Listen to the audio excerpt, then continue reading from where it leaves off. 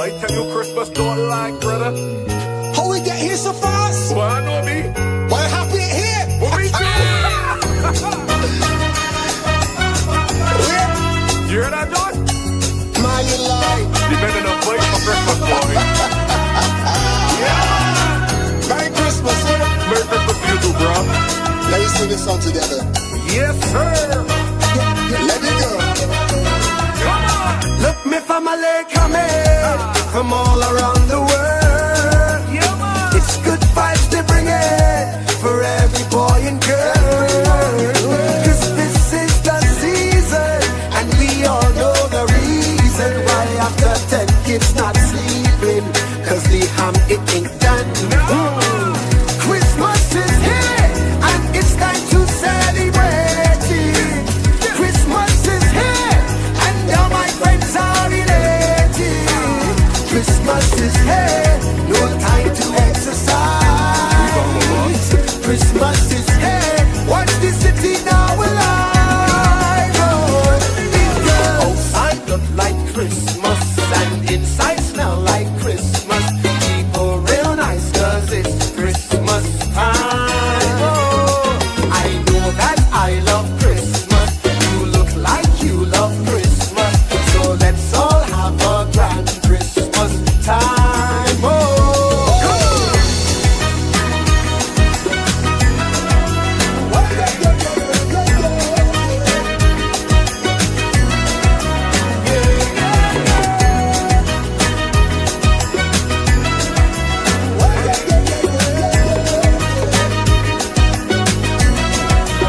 long-time friends I see it, that I ain't seen quite a while.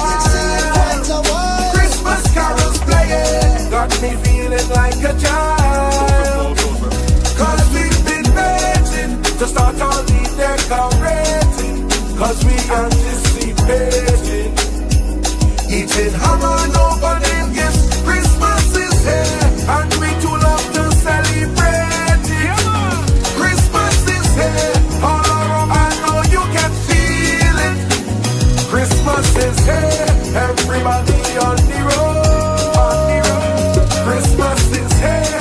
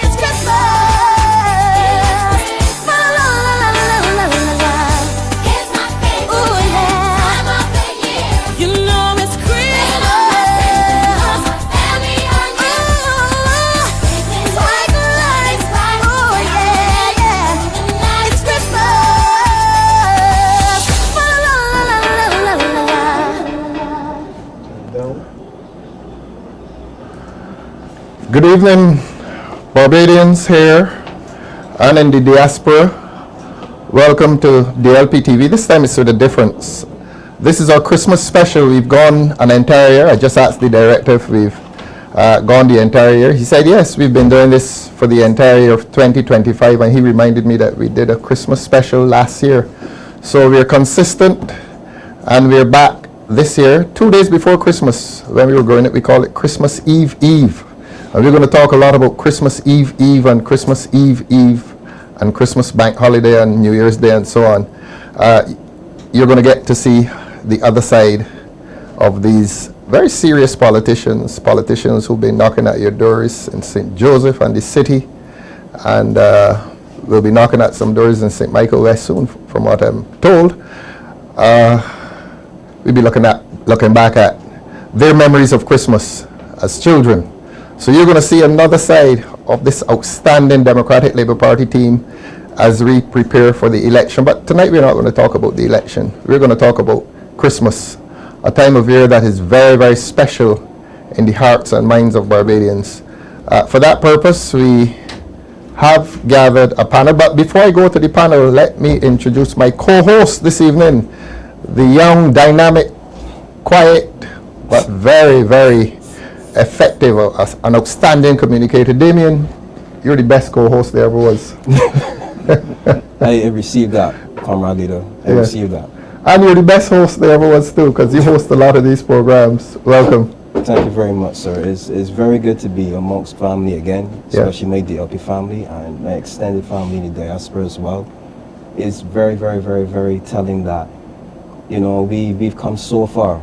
We've come so far this year. We've had some ups, we've had some downs, but together as a people, we've made it.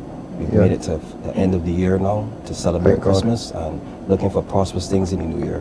Good. Well, you haven't talked as much as I have, so I want you to introduce these wonderful gentlemen. The one to your immediate left, and I'll introduce the one to my immediate right. So, ladies and gentlemen, this is a young man that needs very little introduction, but I'm going to do him the justice today. He's my friend, he's my comrade, he's someone who's out in the city, he's doing his work, he's the man that I believe that will be in the city of Bridgetown. This is Mr. Dale Rowe. Today we met today and we went and bought some toys for some less fortunate children. You know, we want to make sure that everybody has a piece of Christmas. Correct. Welcome, sir. Season's greetings. Season's greetings as well. Well, we saw Damien walking coming down Bear Street with a chest high and stepping briskly just to get there to get some toys, and you know, it was a sense of urgency. You had a lot of stuff planned today, buddy. Yeah, to be honest, right, I know what it feels like, you know, to receive toys at Christmas, you know, and I know sometimes how it feels not to receive toys at Christmas. So when you told me that you were doing the toy drive at this Diana Dash, right? Yeah. Diana Dash, I said, I'm coming, sir. For sure. Because somebody has to get a toy. We're not letting anybody go without. And that is a very good initiative on your part, and I maximum respect to you. Thank you very much. Sir. The real reason behind the toy drive is basically to be that favorite gift that child receive. We don't know. One of those children will say, "You, this is my favorite toy, boy." All thanks to the Democratic Labour Party. So that is the genesis of the toy drive, you know, so that, you know, we know that one of these children will remember this movement. All right, sir. On to you, comrade leader. Thanks, Damien. Thanks, Dale. Thank you, You're sir. talking about toys.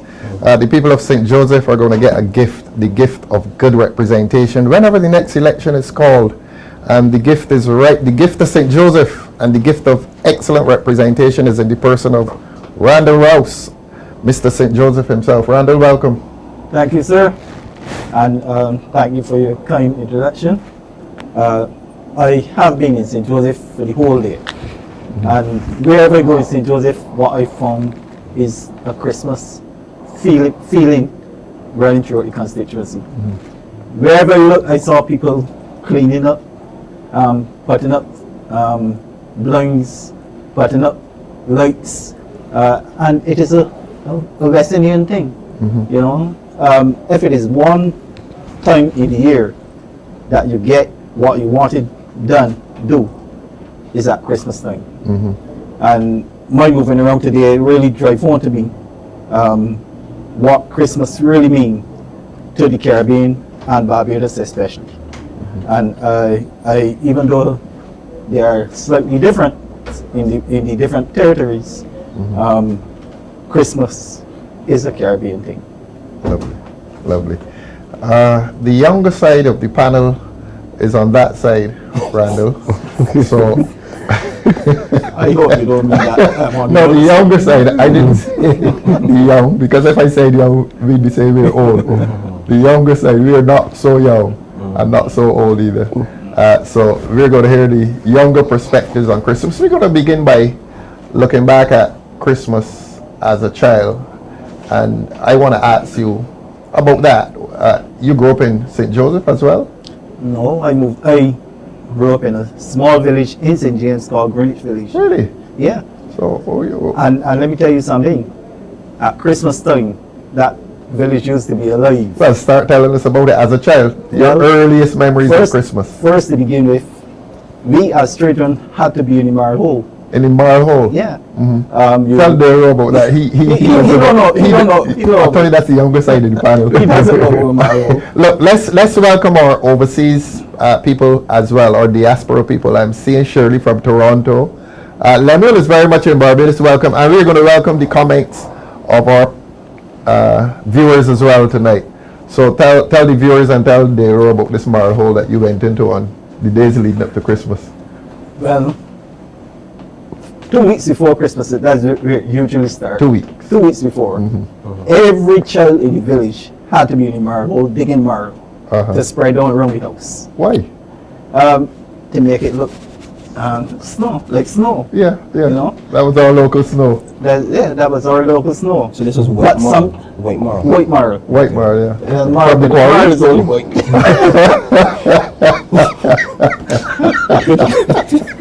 But apart from that, we also had to trek down to Fortston and get sand. So Greenwich Village is the village up above Whole Town. Yes. If you're walking, that's about what, 15-20 minutes up the hill. About 15-20 minutes. Yeah. But we had to trek down there, collect sand, and we used to spread the sand in the house. In the house? In the house. You mean on the floor? On the floor. Sand? Yeah. Okay. Because by moving on this stand, it gave a shine to the wood. Oh, I see. Yeah. Oh, okay. And those are things that I keep When you're remembering. saying this, look at Damien's facial expression. He can't believe it. He probably say we from the old school. Talk for yourself. But I'm from the old school, I admit it. Old school. But apart from that, in terms of toys, we used to get the milk tots and make wheels for the trucks. Let's come back to the sand. So the sand would be down on Christmas Day as well? No. Oh, so you Christmas Eve, that's where the cleaning starts of the house. So you'd walk on the sand. So we walk on and the sand, clean the floor. They clean the floor. There's a wooden floor. Christmas Eve, you sweep off the sand and the Tell floor them level the name is Fanus. right? Okay. And then the whole process of putting up curtains. I mean, I don't think I ever slept a Christmas Eve night. So my mother always wait until Christmas Eve to bake, to put up curtains, to decorate everything. Christmas Eve was the time for that.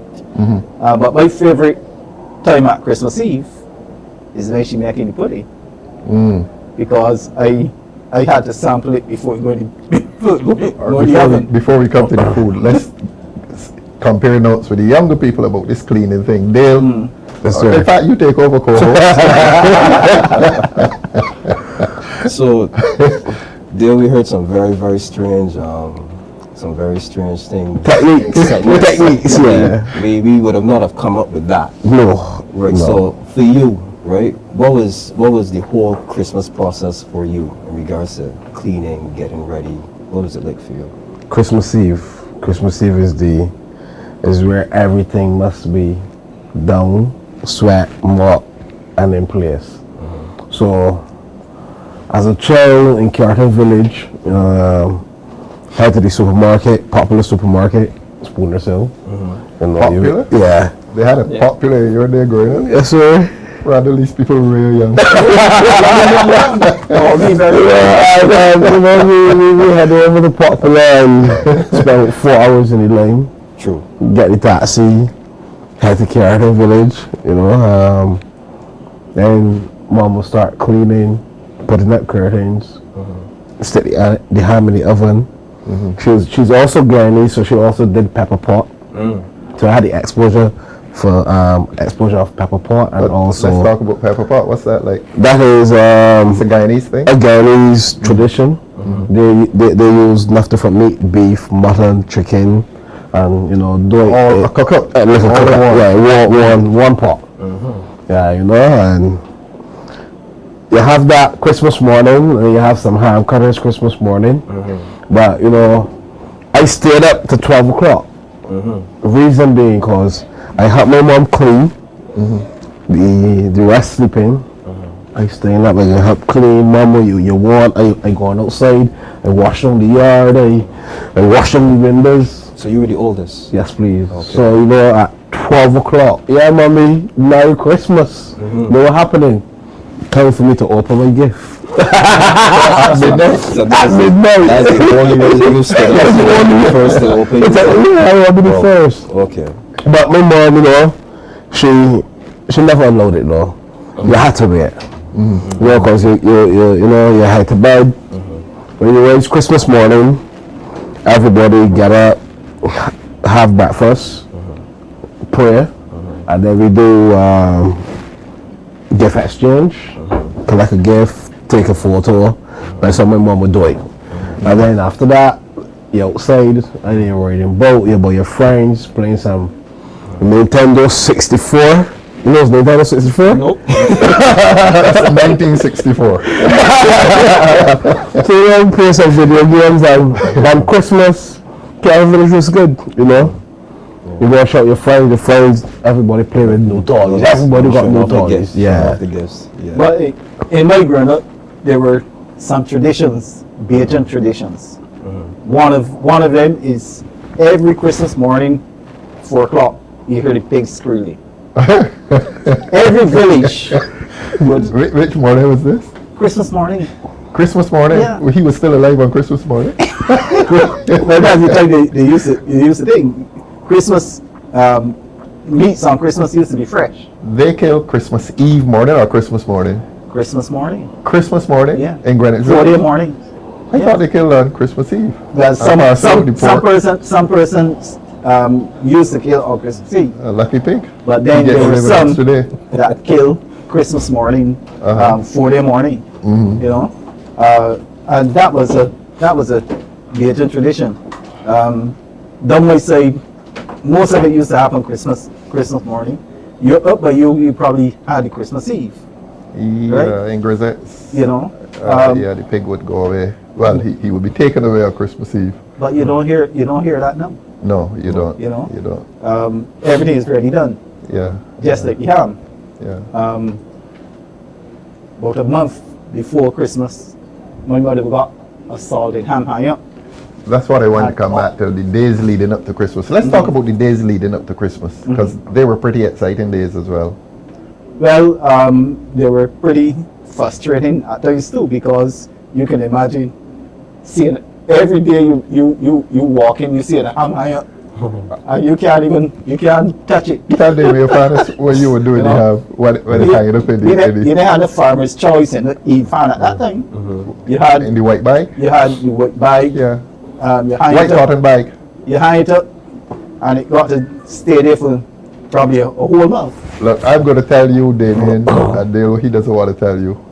As children, when the ham is hanging up, days before Christmas, let's say a week, and you would put a chair, because it would tied up in the ceiling, right, Randall? Ham tied up in the ceiling in this white bag. And when your parents are not at home, you put a chair under it, you climb on the chair, and you go, and you're smelling it. And you call it the smells of Christmas. But you know, but there are certain traditions that we in Barbados can come up with, and the making of toys. There were no ready-made toys at that time. Right. You know. Tell them what kind of toys you would have been making. Well, you get the milk tops, and you make the wheels, and you frame up your carrot, and put on the wheels. You're making a truck. Yeah, Yeah. you're making a truck. You know, right now, these days now, you don't see any children making toys. Creativity has. Everything is. You got to go by done. Diana Dash. Diana Dash. Free advertisement. But when I really look back, I think that we have missed a lot of the joy of Christmas. I mean, the children have missed a lot of the joy of Christmas, and right now, all children are interested in is Gadgets. video games, Gadgets. you know, gadgets, right? They don't know anything about hopscotch might not be a Christmas thing, but you still got to reflect on the different changes that have taken place, right? But I think that through it all, the spirit of Christmas is still very, very much alive in Barbados. I came through Bridgetown today, and I began to think that the whole of Barbados was in Bridgetown. In Bridgetown. And everybody was carrying curtains. Everybody had a bike. So that mean that persons still appreciate the feeling of Christmas. Tell the young side of the panel what else they used to carry through town. The women would be balancing it on their head. When Derek Allen comes, we're gonna get him to talk about that. Well, you're a city man. Yes, sir. You mean to tell me you never heard about that? Exactly what? What do you call it, Randall? Linoleum? Linoleum. You can't get it called, or you go. You want me to go talk about it? All right, let's say Let me linoleum. call it Congolium, yeah. Yeah. You know about Congolium there? Yes, sir. I had Congolian in my days. Okay, and you remember Yeah. in your time the ladies would have it on their head or their shoulder walking through Bridge. Nah, boy, in my time is the Muslim van, It's the coolie bar who bring out. Okay. Yeah, you pay $5 a week. You got your Congolium now. But I wonder how the younger persons, when they hear us older persons talking about what we I told you experience. speak for yourself. The person thing. I said us if you want to include you. I wonder when they hear the experiences that we had, how it made them feel. If they feel as though they would have liked to endure some of the experiences that we had, or if they believe that the ready done is the thing to be. Yeah.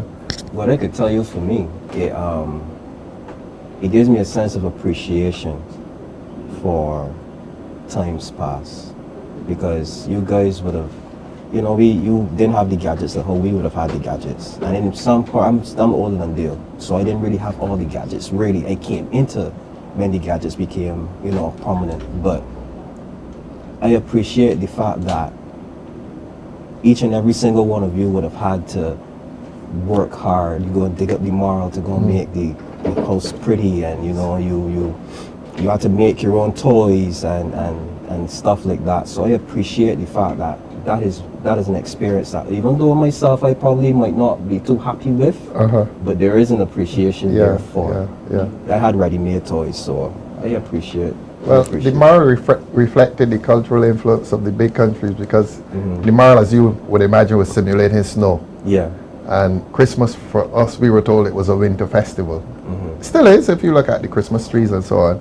Correct. So I wanted you to know, Damien, that the marl was spread down to imitate snow. There was a particular tree that used to bloom white. every Yes, Christmas. oh I yes, can't not remember seeing it. them now. Snow on the mountain. Snowy Mountain. Snow on the mountain. Snowy Don't Mountain. see a lot of them now. My mother had one. Really? Yeah, my mother had And one. when they put the Christmas lights on those things at night, absolutely beautiful. Beautiful, yeah. Absolutely beautiful. You know about the Snow on the mountain? No, sir. I don't know the Snowy Mountain. Everybody wanted a Snowy Mountain. The morning is a snowy mountain.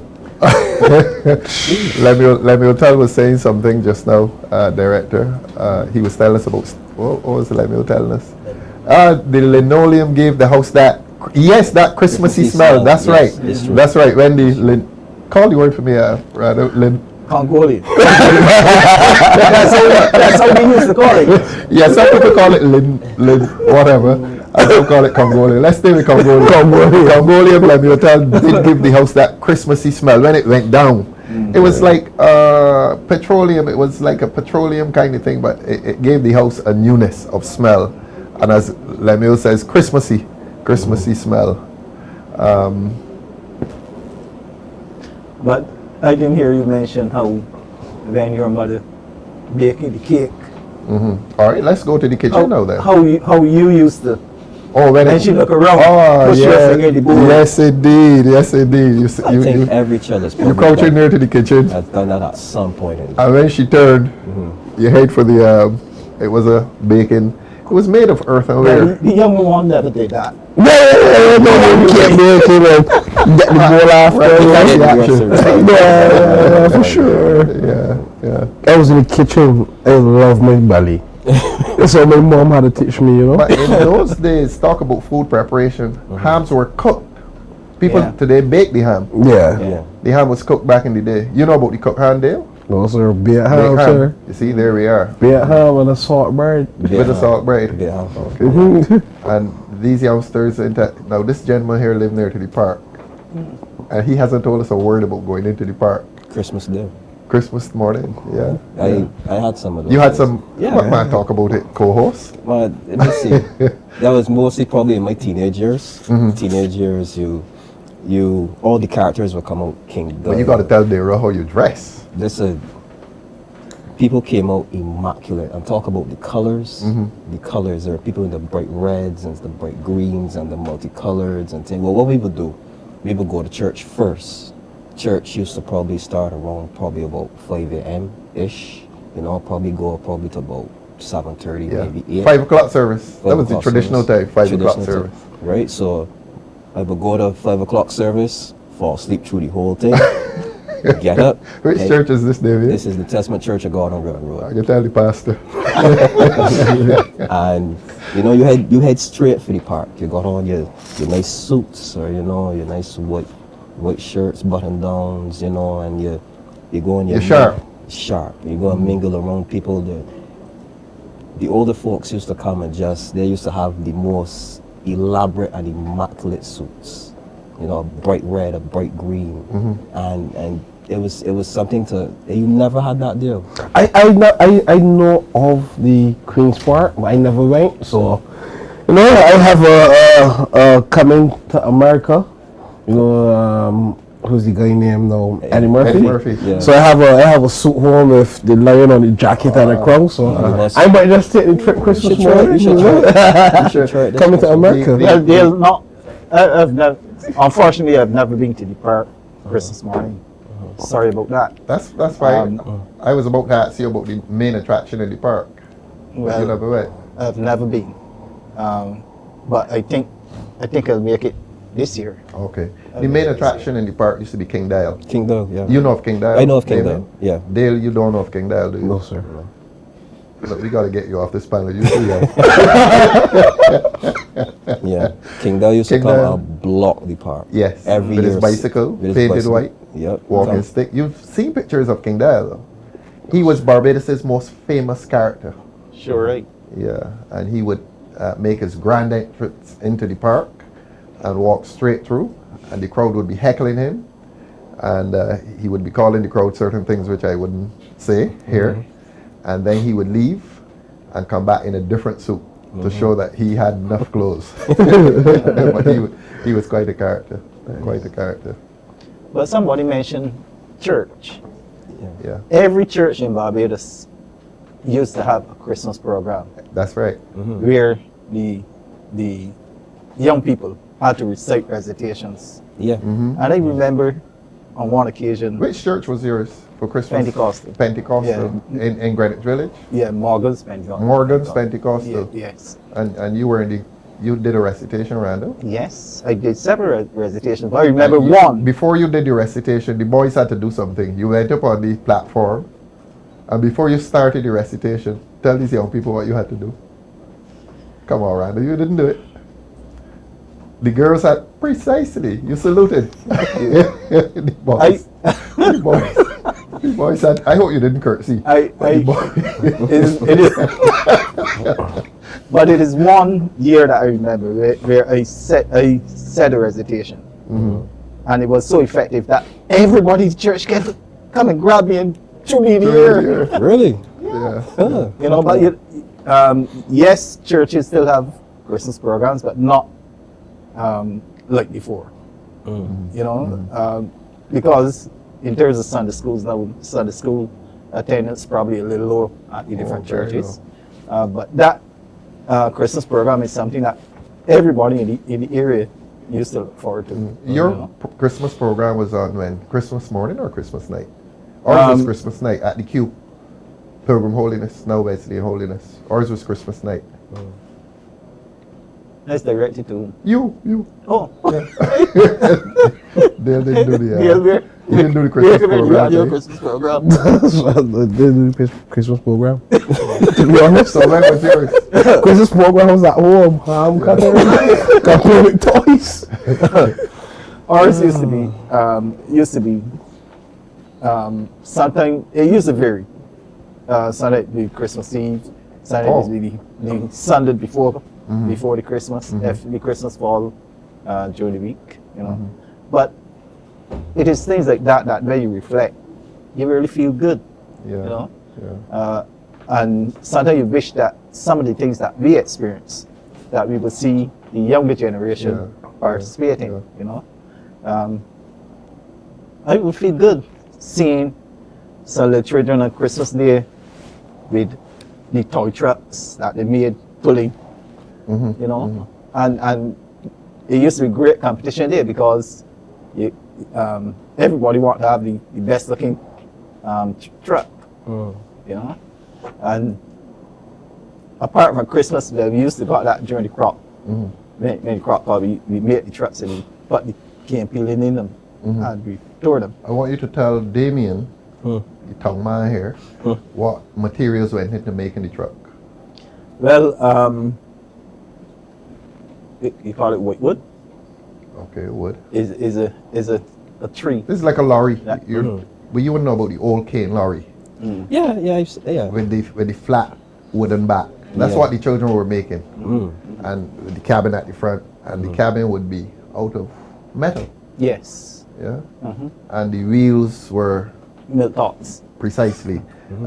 Milk used to come in tins then, and you'd cut the tin down in half and squeeze one half into the other half, and that's your wheel. And a long nail you put through there, and you got your four wheels. And you got the rest of it. The cabin was, where did you get that? A Milo Tartar, Ovaltine. Yeah.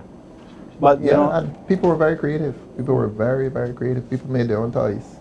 And a toy like that, Randall, would last just about the whole year. you mean the whole day? No, those toys are pretty strong. It is. But another tradition that you don't see now. You used to have persons coming around 4 day morning singing Christmas carols or something. And they would go right through the village. And every stop they make, you know, they got a little something to drink. From her? Well, I don't know if it used to be water, but it used to be white. No, from her. They got it from the different homes that they'd go outside the house and so sing. they stay on the outside and they beat the drum and they sing and what's not. And every house is expected to give a drink to the persons. So you know at the end of when they cover the whole village, a couple persons can't move.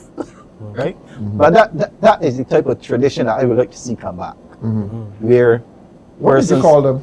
These minstrels that went around with the drum and so on? They just used to be people from the area that come together. I asked you that because we used to call them the scrubbers. Well, and then in later life I heard that. Beg your pardon? A young lady, you know, because they never heard of the Yeah, they used to Scrubbers. call them the Scrubbers. Well, it's St. Michael. You're St. James, man. They used to call them the Scrubbers. I'm sure Lemuel is going to write it and confirm what I say. That they used to call them the Scrubbers. But that's one tradition we like to see come back. You mean the minstrels going around the village? Yes. Any Scrubbers? In fact, there's Lemuel again. You would use corned beef cans to make tractors, yes. We used to call them Massey Harris. Somebody got a free ad. Thanks, Lemuel. So anything else about Christmas Day that you want to talk to us about? We have our Christmas toy drive. So I'm encouraging all persons, head over to Diana Dash or Attaching Variety, purchase a small toy. It could be $5, $10. So you can just go in the store. Go in the store, choose a toy, drop it in the bin. And Diana Dash will look after everything else. No, you're doing the delivery. So yeah, so I'm gonna go. That, so what would happen? Around 7 p.m. tomorrow, I'm gonna collect the bin.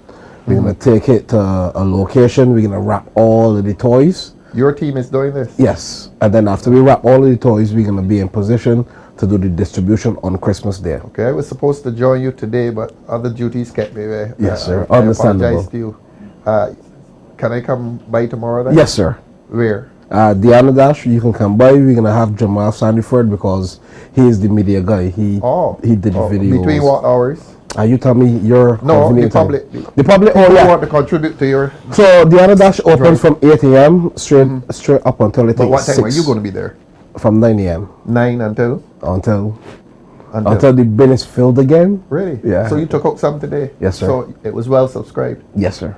Excellent. A lot of the candidates came out and support. A lot of regular people also support. And these toys are for the kids in St. Joseph, the children of St. Joseph? In the city. Yeah. In the city. In the I city. understand. Really like that for us. Kids in St. Joseph. So the good thing now, right? So you can come, write a nice check, you get 2 toys for the city, and you can purchase 10 for St. Joseph. And you promise delivery. Rather, he promises delivery. Listen, What will happen, Randall? You just purchase them, we'll wrap them, and we deliver them for you. I thought it was a donation to the kids in St. Joseph. Yes, it will be from yours truly, Mr. Ruggs. Okay. Sounds good. Sounds like a great project. I think the directors want to go to we're going to get some entertainment.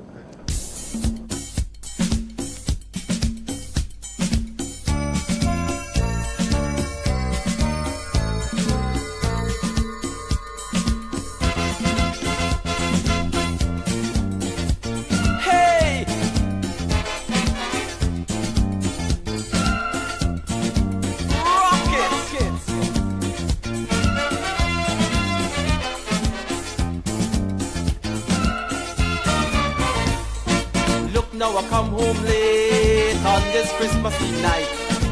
Right outside my gate, you're kissing a man dressed in red and white. Under the mango tree, you and a man, you making merry. When I question you curiously, this is the answer you giving me.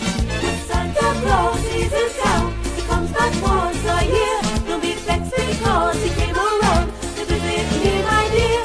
But Maisie, in all honesty, why not under the Christmas tree?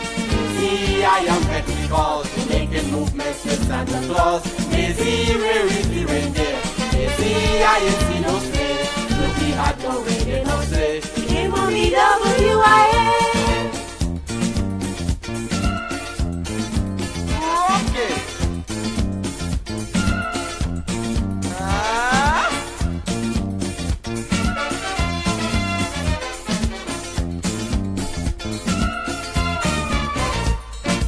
Maisie, please tell me how many Santa Clauses are there? Who you go to see when the true Santa is not here? Did he give you something from that bag he was carrying? What kind of gift did he bring? Did he put it inside your stocking?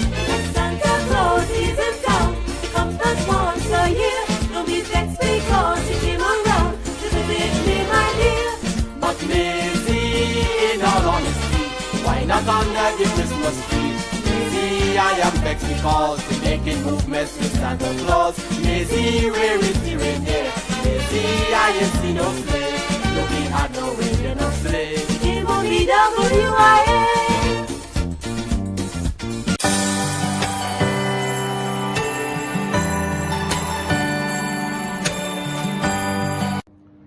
My name is Quincy Jones and I am the Democratic Labour Party's candidate for Christchurch East Central.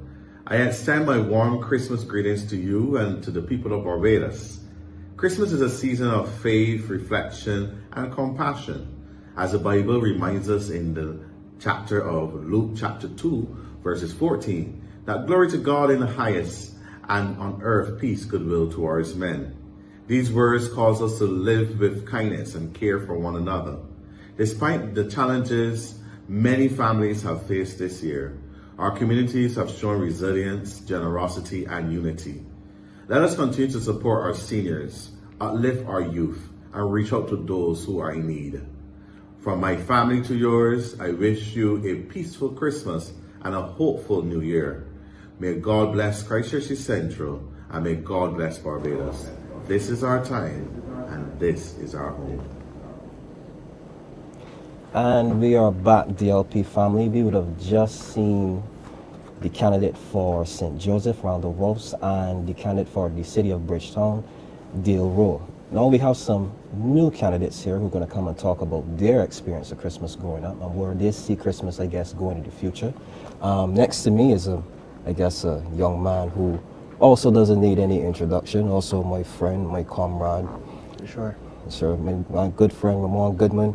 Guy for St. Andrew, Mr. St. Andrew. Yes, sir. Yes, sir. It's good to have you on. Merry Christmas to you. Good night, good night. Merry Christmas. Season's greetings to you. Thank you, sir. Yeah, that's good. Very, very appropriate introduction. Oh, you deserve because it. Because you deserve it. For sure. For sure. And the other guest, you've heard the countryman. Mm-hmm. That's Ramon, the countryman. We got an urban man for you. The heart and soul of St. Michael South. Very quiet gentleman, but works hard and effectively. He came through to our party in St. John on Saturday. I was so pleased to see him there. I like to talk about their life outside of politics. He was a champion sprinter at Lodge School. And of course, where I went to school, we hated Lodge boys on sports day. So the laughter you've heard is from Nathaniel Boyce, the heart and soul of St. Michael South. He's a winner down there. Nathaniel, welcome to this Christmas show. Thank you. We're going to talk old Christmas, young Christmas. This is the young Christmas now. Because I guess it's the young Christmas. Yeah, but our side out here is the slightly older side. So I drift into this side. Okay, you go there then. We're talking about Christmas, your memories of Christmas growing up. Yeah. And this is St. Michael or in St. John next to Lodge School? Oh, St. Michael, I will say. My Christmas, I was obviously, I grew up in a family home, and my grandparents, obviously they would have moved from Bullins Avenue, moved up to Richland and Brennan's Hill. My grandmom, she used to keep shop, Eastman, and obviously, you will see people coming back and forth to purchase items. Also, although we lived there, my grandfather, he kept pigs, we had chickens, rabbits. You sounded rich. Pigs, chickens, rabbits. You had to do it. It's a big family. My grandparents, they had 11 children. So like I said, they moved from Bullins Avenue, which was back in their small old chattel house, and development. My grandfather, he was a seaman, and always back and forth up the island. And they made my grandfather's out. My grandmom, obviously, in terms of being a housewife, trying to supplement income. So you shop, then raising chickens, because I had my hands at actually killing a few chickens, and I watched from above there on Saturday. I remember you heard the pig screaming, and you saw a pig being killed. Yeah, my grandfather had. You don't want to talk about it on the show. Is it like kind? It's not. It's not kind of. It's a reality. Okay. With most homes, persons trying to make a little extra money, and then I remember you have the putting sauce, and then during Christmas time and the actual intestine and those things being so I've had those experiences preparing for Christmas. Randall Rouse was telling us that you would hear the pigs squealing on Christmas morning. I thought it was not Christmas morning, but in Greenwich Village, that's how they did it. When was this pig killed? Well, no, I don't remember it happening on a Saturday. The Saturday before Christmas? Yeah, Saturday or before, not around Christmas time. Even the killing of the chickens will happen before. No, pig. The pig. Pigs, yeah, it happened before. We're not on the same day. Right. Yes, So yeah. I don't know where Randall grew up. Yeah, no, no. no. People in all the fancy suits and they don't No. People pigs. No. That's something different. Yeah, something different. Yeah. So I have had those experiences where actually, in terms of being self-sufficient, and obviously for the household, and then some of the others will either give away or probably be sold. Yeah. But tell the young side, when they kill the pig, that's the young side down there. When this is the old side up here. When the pig was killed, they obviously cut it up. Correct. And delivered it. Correct. What did they deliver it in? But I can't remember that part. I remember just eating part. Brown paper. Brown paper. Yeah, the paper. Yes, you're correct. Yes, correct. Yes, Yes, come on, you're correct. That's what. Yeah, you're correct. I remember the paper now. Yeah. So Nathaniel, you would have said that your grandfather would have had 11 children. So for Christmas, did you all have the big family? Yes, like I said, I grew up in a. They came from a small, humble beginnings, and then they moved up in Richland. So my grandparents always they built what we call a top and bottom house, and what's a top and bottom house? Upstairs and downstairs. Okay. And obviously all houses have tops and bottoms. Yeah. You call it top and bottom house. And it was a family house, so I had my uncles and my aunts, then my mother and father, and then 1 or 2 cousins and stuff were living there. So it was a 6-bedroom house, but big extended family. Big extended family, lovely. So obviously it was like a start of a person, because persons will live at home, and then they get a little job, and then get married. They stay there for a little bit, then they build their homes and they move on. And that's how the house was for. So it was, for me, around that time, it was a lovely thing to be, because I had a big family and I got a lot of gifts. I was telling somebody, like my son now, he gets gifts back. Back in there, I got a minimum probably with over 13 gifts. 13 gifts. What were the gifts back then? Like a train, cars. Cap guns didn't exist in your days, because you couldn't give a cap gun now. No. My mom and them wasn't honest. This guns business. So we got like trains, cars, Legos. I love Legos back in the day too as well. Right? I mean, those things are very expensive. And the thing is that my son, he gets the opportunity now. He will get some money to go on, because I went this morning. I went there by Dale first and supported his initiative.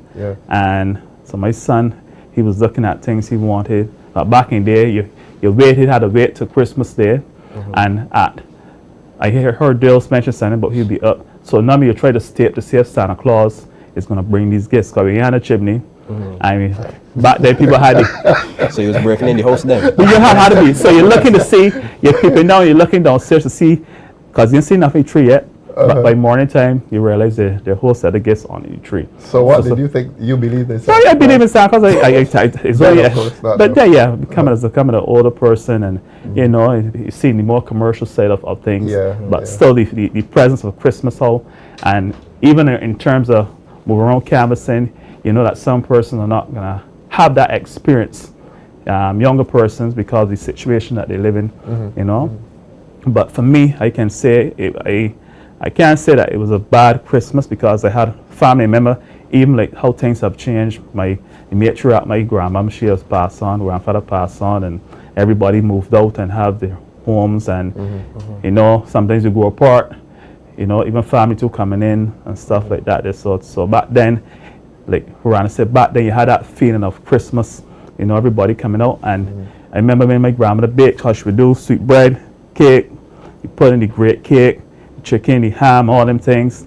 That's when she was more mobile. And I remember going inside when she come in the kitchen, and I'm going to put my hand inside the pot to still lick. But when the cake finished, there was a trick to it, because when the cake fit, sometimes underneath it didn't come out perfect of the pan.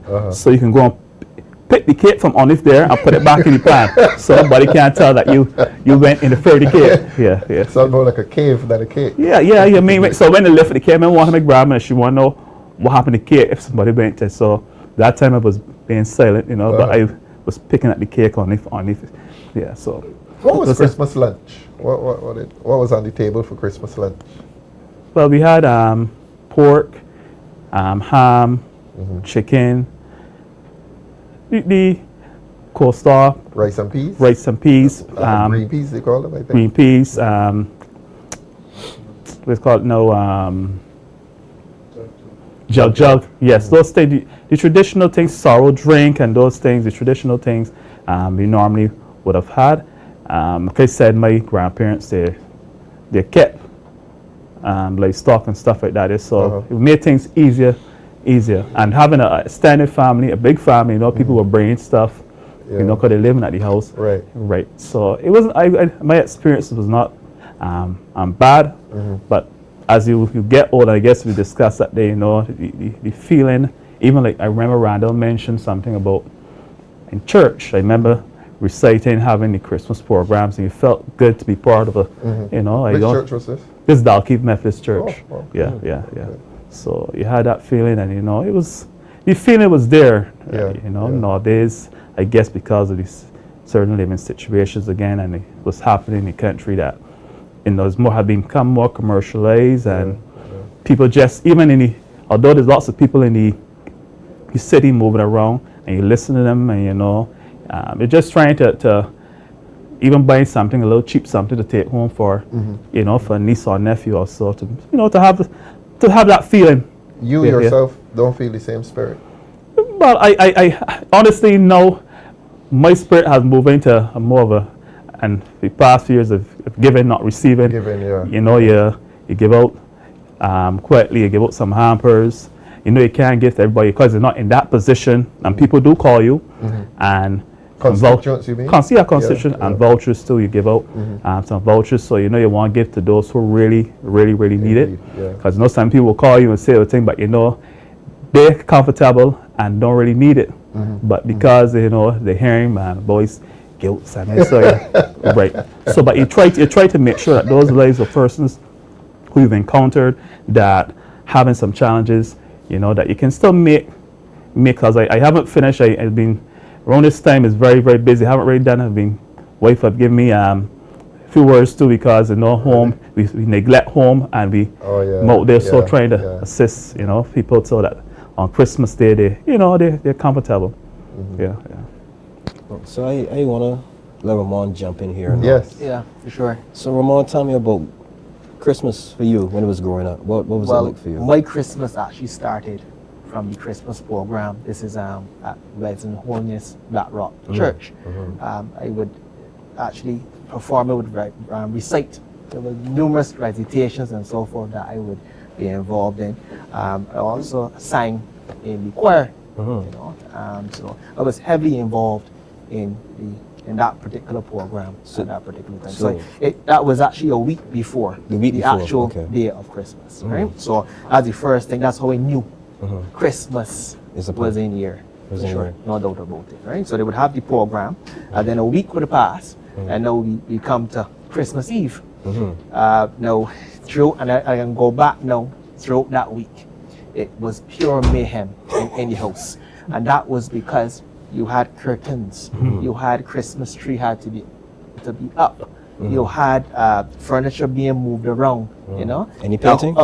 Any painting? Yes, some painting as well too. Thank you. But we had a whole year, and I just felt as though, bam, this one particular time, and I would roll up my eyes, but I would still participate, right? And I love the smell of the new paint. Because it is some painting. I love the smell of the Christmas tree. Fun fact, I would actually sit on the Christmas tree because I love to see the Christmas lights as well too. Right, so that was Christmas Eve. Obviously, my mother would prepare the ham Christmas Eve. Now, a couple times where Christmas was concerned, we had the ham done the Christmas Eve, and before the ham was done, it was done. So she had to be very careful and be strategic when she prepared this ham. Very, very strategic. And monitor it. That is correct, right? That is correct, right? So she would do the ham. You want to look at Patricia Green? Yes. I love going to the singing tree at People's Cathedral. I don't think I've ever been to the singing tree. I think I've been don't there think I've once. been to the singing tree. It's still on? I'm not sure. I am not too sure. But mention was made of people going around, singing. Yes. I actually You know of that, participated- Ramon? Yes, I participated a okay. year in that when I was at primary school, at St. Stephen's Primary School. We went actually to a hotel. We sang. That's actually when I could sing. Well, you said that you move into Yeah, I China, could so sing. I could sing then. transition was Right? good. But I enjoyed that. We did some caroling and so forth. So when we get back now to, I believe we were at Christmas Eve and food prepared or nearly prepared, and then obviously some items will be done the Christmas morning, right? But let's refocus now back to the Christmas morning at 5 a.m. And again, this was another sign. Christmas was here. We would wake up I would wake up about 4 o'clock, right? Because service was 5 a.m. And again, my mother was very serious, very, very serious about this thing. At 4 o'clock, she would wake up my brother and I, make sure that we bathe and so forth and get ready for church. Because at 5, I believe that, no, a couple minutes before 5, we had to be at church for 5. So a couple minutes before 5, we had to be leaving the house because church is at 5. No ifs, no buts, no babies. no babies. Got it. Right? So we had a decent service.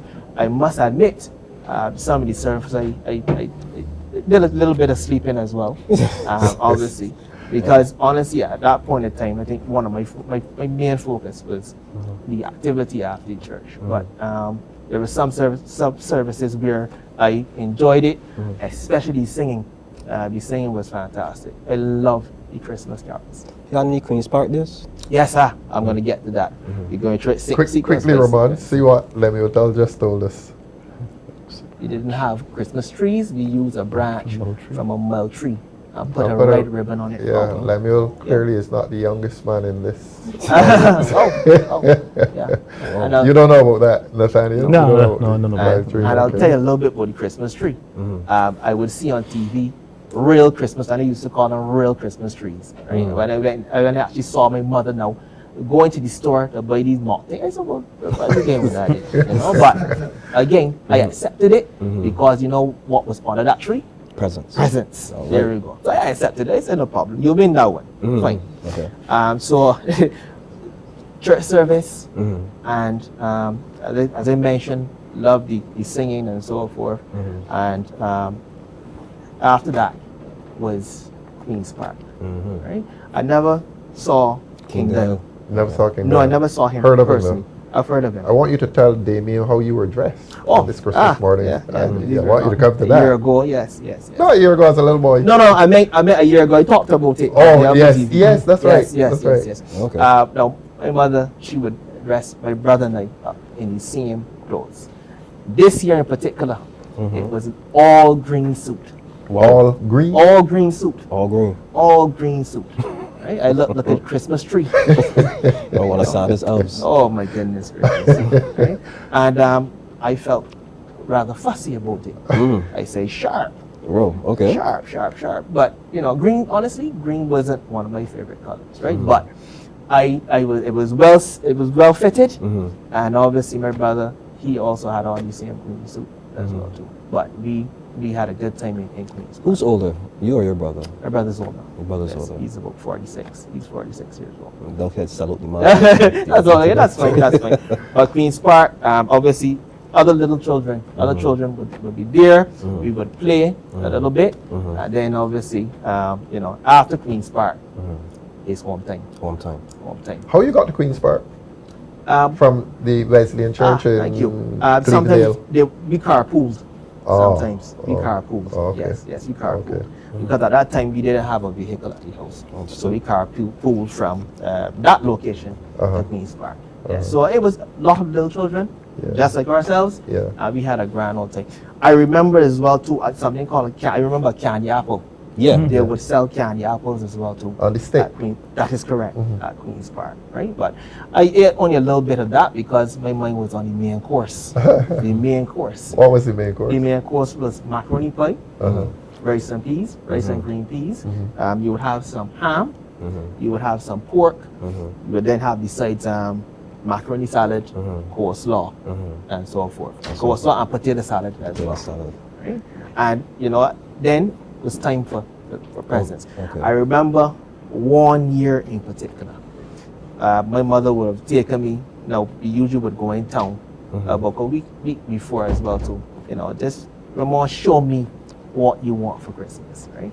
And at that point in time, that particular Christmas, I would have chosen a video game. Now, the video game, obviously the video game comes in a box, right? In a box, in a rectangle box. So obviously I would have gone to the Christmas tree now. I said, well, that actually slipped my mind.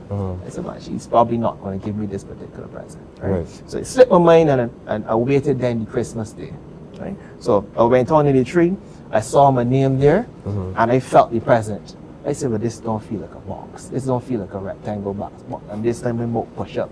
Long. I vexed. So I said, no problem. All right. And so touch the box, as I said, fiddle around with it, started to open it. And I didn't used to open it diplomatically neither. I used to rip it open. I said, no, that's enough. I didn't want no more. Anticipation now, looking to tap me out. So I wrapped it, and you know how she tricked me, how she fooled me. She had it in some clothes, so you could not feel the full shape of the video game. So she had it in some clothes, a jeans pants, I can remember, a shirt, and it just felt as though it was pure clothes. It's a clothes again, jeez, the clothes again. But then when I unwrapped it, it was the video game I wanted. Right? It was the video game I wanted. So let's refocus.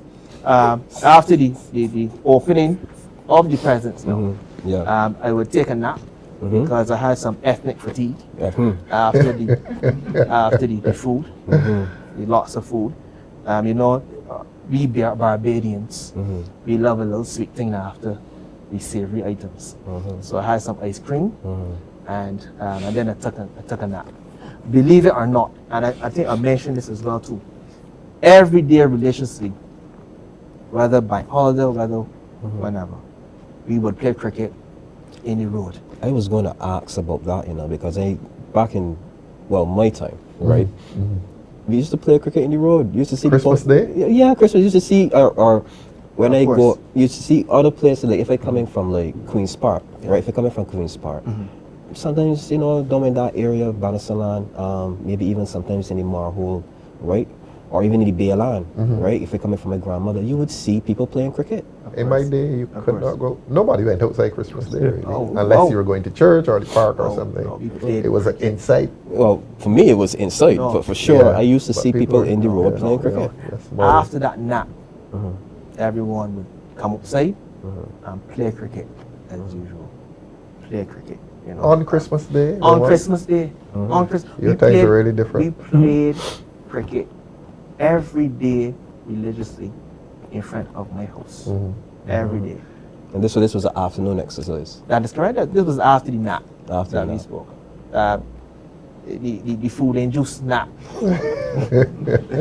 You and I came up in the Wesleyan. That's correct. You were Cleverdale and Q. That is correct, yes. When was your Christmas, what do you call it? The program? It was a week before Christmas. A week before, because ours was Christmas night. No, but yours was more modern times, I suppose. That is correct. About a week before the actual Christmas. Yeah, so thing. Okay.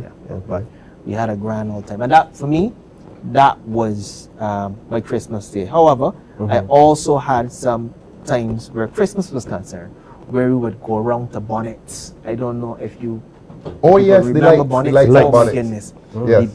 We would drive around and we would see the beautiful lights. That's at early bonnets. in this century, or that's 90s? That is early 2000s. 90s to early 2000s. 2000s. Yeah. The houses that will have the lights. That is correct. Yeah, the whole neighborhood cooperated. Yes, and we would look at the lights. One or two, and this was before Christmas Day. This wasn't Christmas Day. Okay. This wasn't Christmas Day. And they'd collect money at the entrance. Well, because I think there was one entrance. I didn't pay.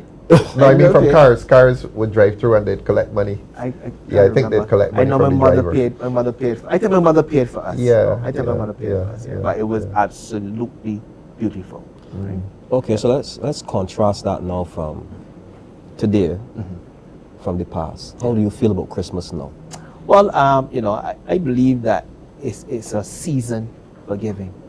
I'm now on the spectrum of giving more so than receiving. So when I see the looks, the smiles on the faces of people when I give them, it gives me a sense of accomplishment, to be honest with you, right? So I've gone from me receiving to me giving. So I love the season for that particular reason, and obviously the birth. Obviously, you celebrate the birth of Jesus Christ as well too, right? That is very important. That is very important, right? But the giving is fantastic, and it's a season as well too, where you see a little bit more smiles than you normal. would see Than you would normal. see normally, Than that you would see normally. Right? So and it's a time of reflection as well too. Unfortunately, there are some people who are unable to celebrate and enjoy it the way how some people would, and you must reflect, and whenever you can assist, you would assist, right? Yeah, for me, Christmas was all about, when I was younger, all about me. Yeah. I wanted the gifts, I wanted the food and everything. Yeah. But now as I got older and stuff, and that feeling doesn't really come as much, I realize now that, it's about the younger ones that really need, and those families that really, Of course. So you get that giving. I really do identify with what you say. You find that you've moved on from that, I guess, that egotistical want of gifts to wanting to help people.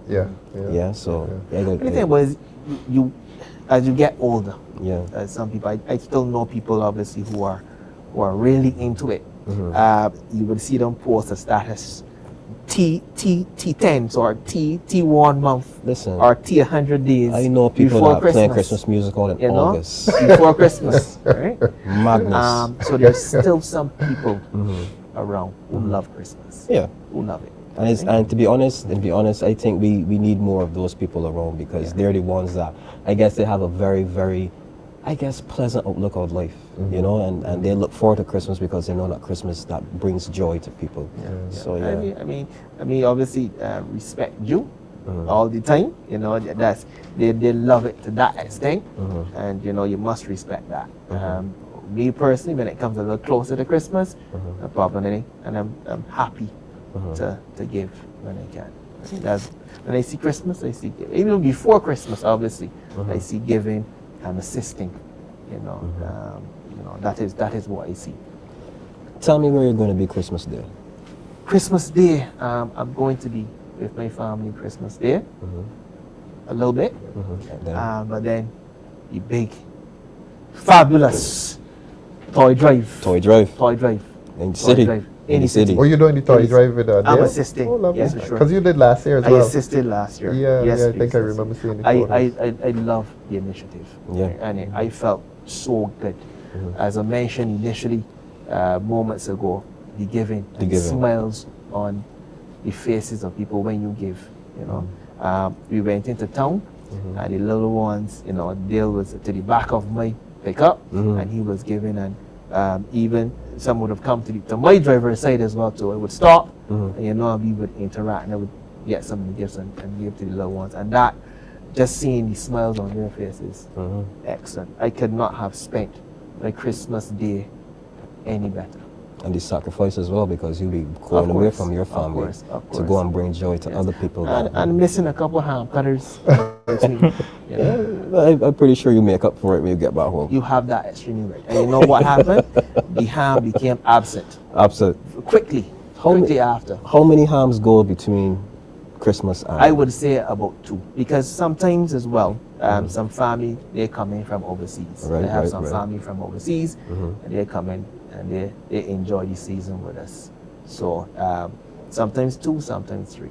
But again, my mother, she has become very strategic in when she finishes the ham. Yes, and when she brings up the ham as well.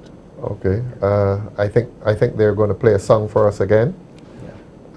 Hopefully a Christmas song. So let's listen. And before we go to this, there was the singing Christmas tree last year at People's. So if you're interested, Judith Clark gives us that information. Thanks, Judith. Let's go to the sound.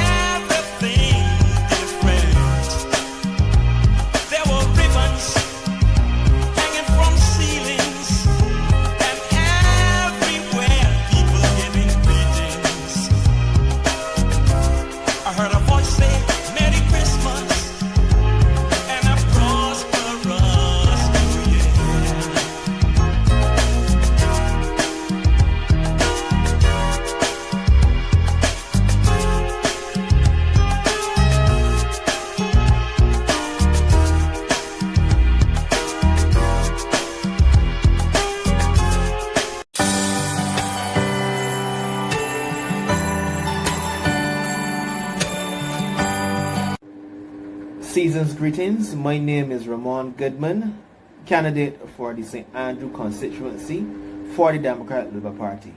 I want to wish each and every one of my constituents a Merry Christmas and a prosperous New Year.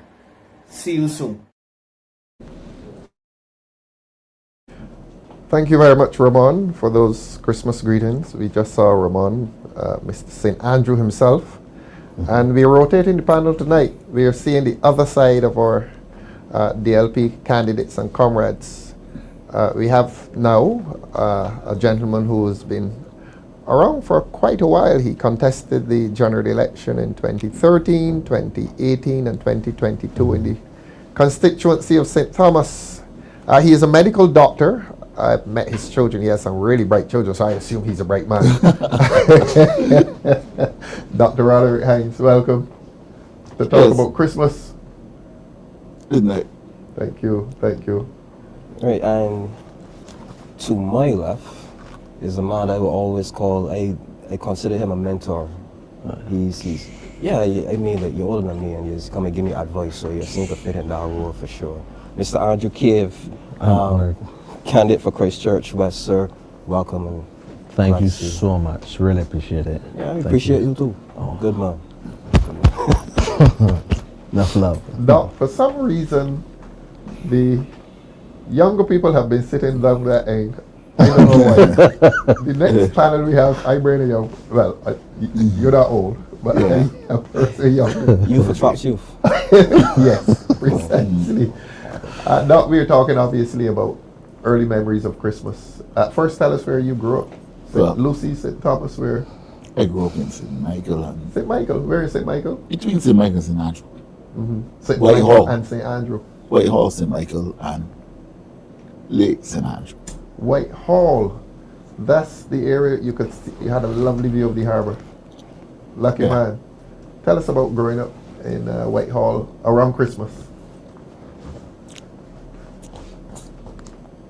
Well, growing up, you knew it was Christmas because it smelled different. Yes. You'll smell paint. You'll smell ham. You'll smell tiger malts. Tiger malts. You know? And you'll see things like sugar, what we call English apples. Yes. You never would see them.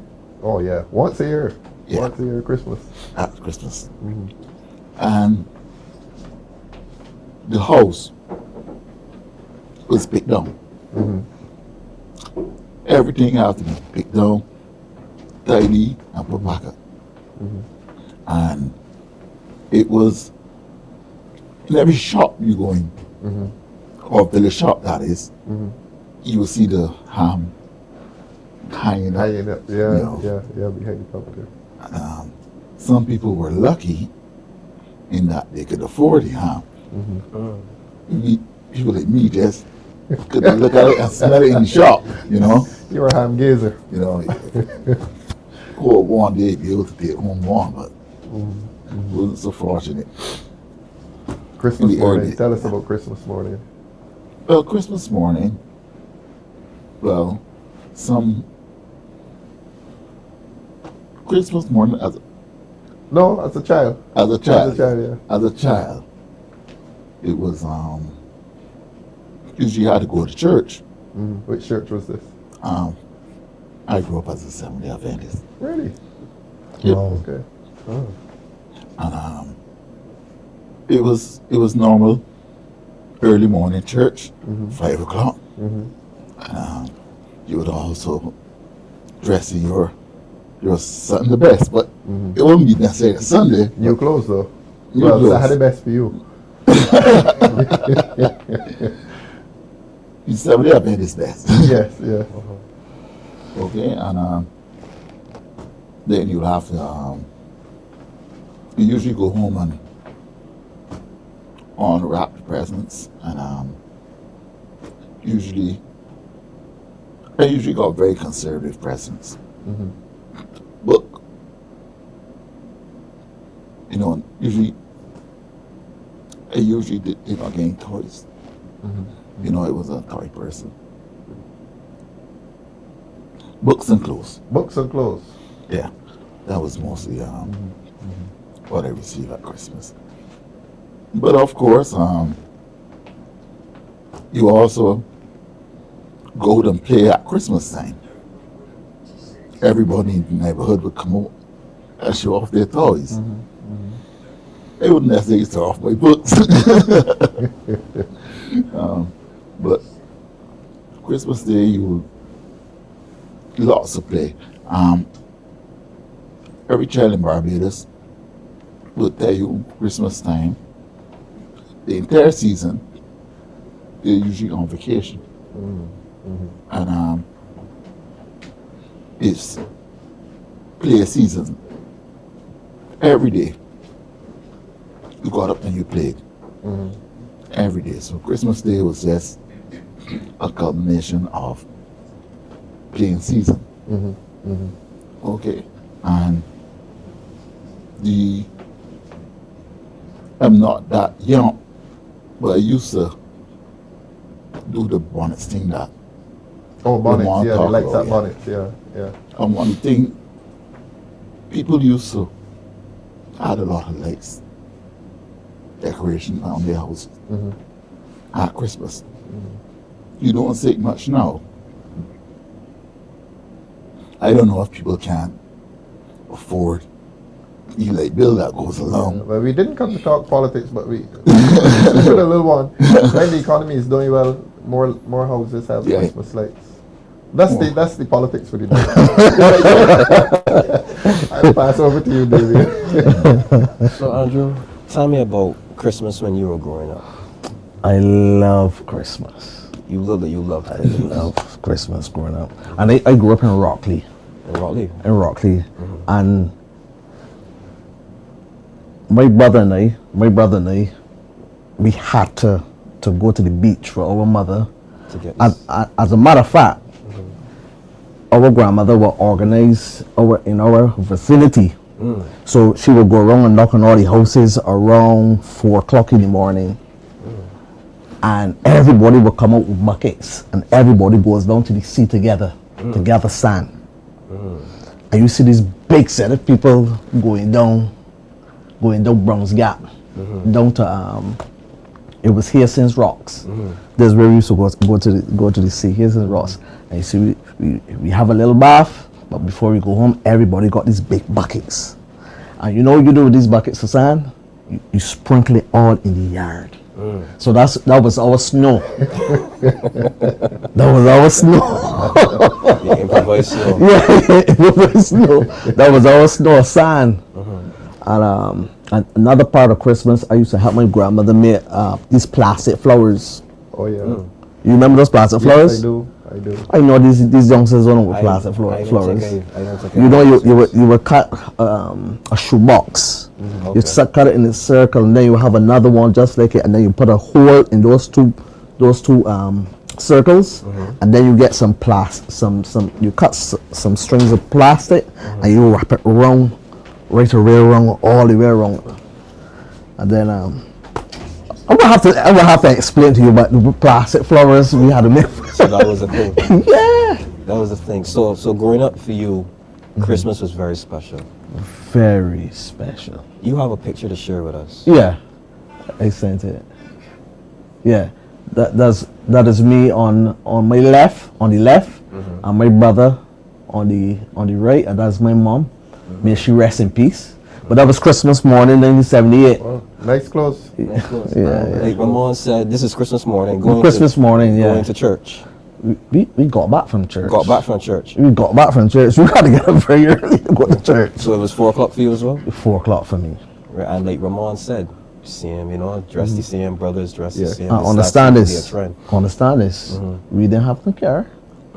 We had to get out and we walked down Browns Gap, cross Hastings Main Road to Cemetery's Church. Wow. Dark, in the dark. Yeah, in your clothes though. And they said, but mommy, suppose something happens, suppose he heart man, because back in the day, had a time called the heart man. I said, mom, you for me? He said, God is with us. I said, okay. It would be what, 3 of you? It was only 3 of us, yeah. Wow. Yeah. So, So tell me about your preparation. How you will help mommy? You will help mommy like fix up the house and stuff like that. What was your duties? What were your duties inside the house? I love Christmas, but it didn't like the work. It was a lot of work. I can tell. Listen, so you know your grandmother has like 3,000 ornaments on this rack. Yeah. And you got to tear down these 3,000 ornaments, clean them, wash them, clean them, dry them, them. and don't break none, you know, man. Do not break any of the Carmen Porter things. Yep. If not, that's a piece of ham that ain't going to be in plates Christmas morning. That's a deduction. So all right, so let me transition now, right? Let me transition now to you being an adult, right? You're a father. Yeah. Right? What does Christmas means to you now, being a father?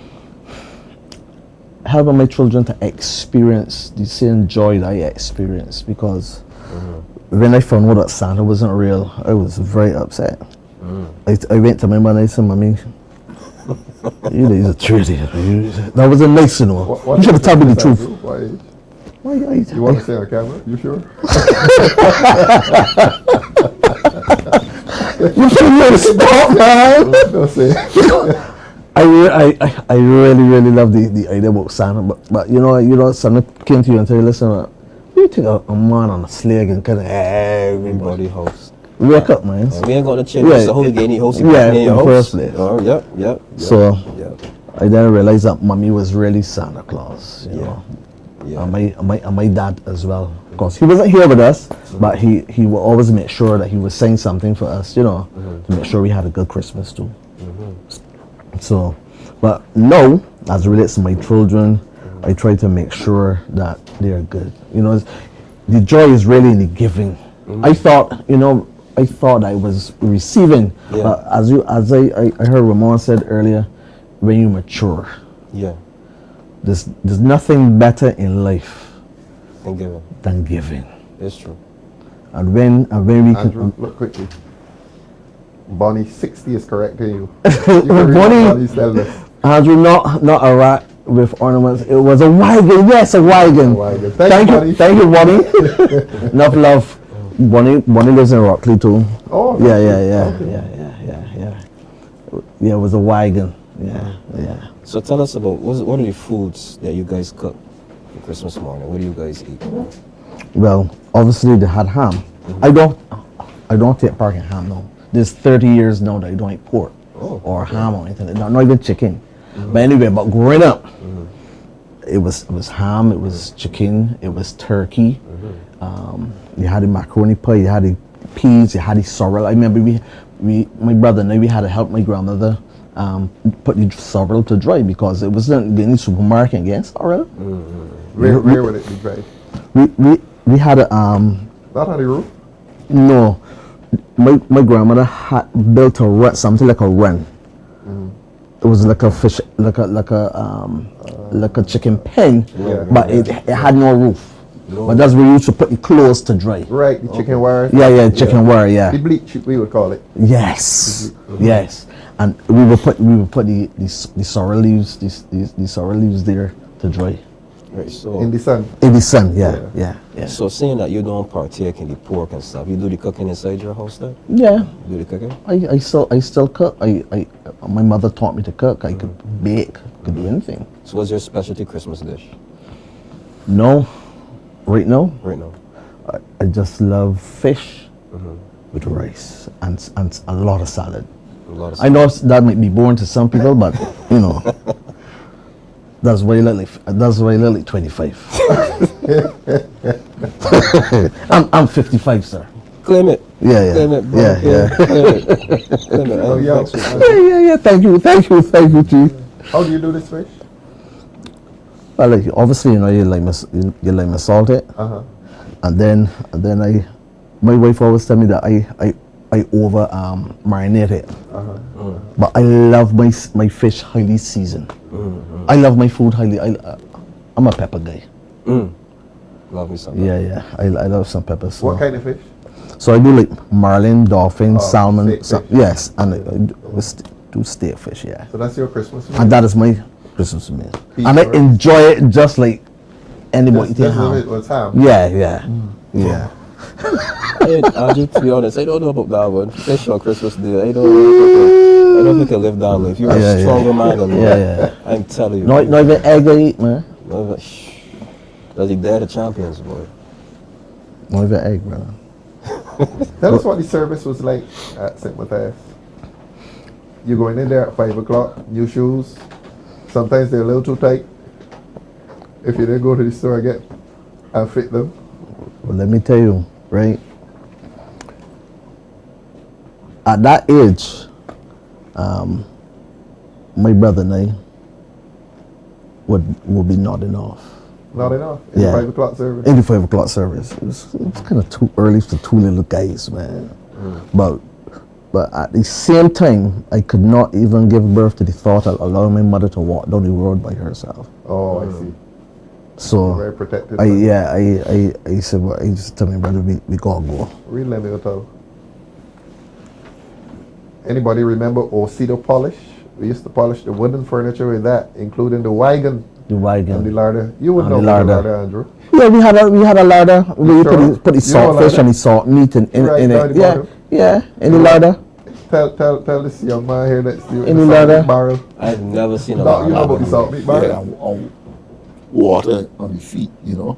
Yes. So that the arts can't get it. Talk to the young people. Not me. You know about this. I know about this. Whoa. So I guess I'm the odd man out here tonight. You know about the larder, man? I've never seen a larder. You've never seen a larder? I don't think I've ever seen a larder. If I've seen one, I can't remember. So that was probably when I was like young. Yeah. I don't think my grandmother had one. I don't think so. Wow. Those were the days, boy. Those were the days. I keep hearing, yeah. So Doc, you did the 5 o'clock service too? Yes, 5 o'clock service. At Seventh-day Adventist? Really? Which one in their White Hall? Yeah, they had Ebenezer. Ebenezer. You know, and Breath of Life. Breath of Life. On the main road. White Old Man. Main road. But mostly Ebenezer. I didn't know you were so close to me in Grisette. And that beautiful view of the harbor. Yeah. Well, it's a nice view. A lot of people haven't taken advantage of it. That's right. Because they got the veranda to the road. Okay. So, you took part in any Christmas programs, Andrew? Like any plays, any recitals? And when was this, like the week before or Christmas Day, Christmas Eve? The week, leading up to the week before. I even remember taking part on Radio Fusion for August Sea. Yeah. Auntie August. You would know August. Radio Fusion. Yeah. My grandmother had Radio Fusion. Yeah. My grandmother had Radio Fusion. Man, I went there, man. When I finished my poem, I said my poem so quickly, right? I don't think that Hussein Bolt could have beat me. So you set the land speed right and you still have it till this day. Yeah. Yeah, give me nerves. But I just remember when Comrade Ralph was asking, "What do you do before you recite the poem?" Yeah. Remember you had to salute. Remember you had to salute. What did the girls do? Curtsy. Right. Yeah, you had to curtsy. You don't know about this day? Yeah, but I remember going to the park when I got a little older. I used to say, "Mommy, my mother would get a drop, so that was okay. My mother died. Straight to the park, not back home and then the park. From church straight to the park. My mother would go to cemeteries. My brother and I, we are 17, 18 now. Oh. And we said, "Mom, you get a drop, you okay, so we can stay back." And we used to go to the Gospel Hall in Darius Road. And so there was a group of us, youth, that were members of the church there. And what we would do is that I don't think we attended church there, but we gathered, and then we went together to the Queen's Park. Saw Kingdom? Pardon me? Ever saw King Del? King Del, yeah. I remember they had King Del, they also had Gearbox. Remember Gearbox? Of course. Yeah, but King Del was... When they met, it was unfriendly. So it was a competition thing between the two? Kind of, yeah. Yeah. They would meet a lot at Kensington. At Kensington, yes. Yeah. Cricket, when cricket was on, they were yeah. the leading characters. Yeah. And Gearbox would, at lunchtime, when the cricketers are in the pavilion, Gearbox would go onto the pitch. Yeah. Lie down, start gyrating. Yeah. And we used to got this guitar, this thing that he made, this guitar, this homemade guitar. Okay. Yeah, those were the days, man. But yeah, we went to Queen's Park, have Christmas in Queen's Park, and what I love, I know it might surprise you, but I love to hear the Royal Barbados Police Force band. Yeah. Beautiful. Beautiful. And this isn't to sound biased, but I always used to tell myself that our Royal Barbados Police Force band was always the best band in the entire Caribbean, Yeah. entire region. Beautiful. For me, Yeah. I had a couple schoolmates who were in the band as well. So I would go and listen to them and support them and stuff. And for me, there was nobody can do a rendition like the police force band. Yeah. For me. So I was always had that bias. It was awesome. It was awesome. But at that age, 18, I loved to dress. And I remember I wore a green and black checkered suit. Green, how you felt at this green and black checkered thing? How he felt? You felt like Roman in his like green suit? No. Mine was dapper. Mine was dapper. I'm trying to picture it. I'm trying to. Yeah. At least save a picture. Yeah, I should have For sure. It's probably a good reason why you did that. I didn't let my mother know that it was raining though. Oh, okay. So how did you get back in the house when she saw it? Is it too late to do anything about it? To say anything? Well, you look kind of bright, you know. You mean when my getting back home? Yeah, getting back home. You know, it was always a way to get around these things. Always a way. Always a way. Always a way, brother. Well, the director's telling me you're going to find a way to play another song. Thanks to you, wonderful gentlemen. Yeah. Couple of now, let's go to the song then.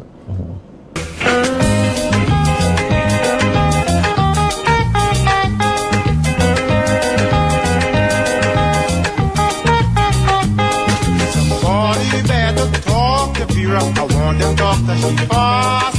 Tell me cause stop harassing me and let me be when I pass. She been begging me all through the year and she would until she pays. Now it's getting near the Christmas. She here telling me where this place. Why you got to give me for Christmas? Give me anything you can spare. Why you got to give me for Christmas? Help me have a happy day.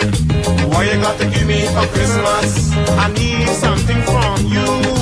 Give me something for Christmas, boy, and I'll give you something too.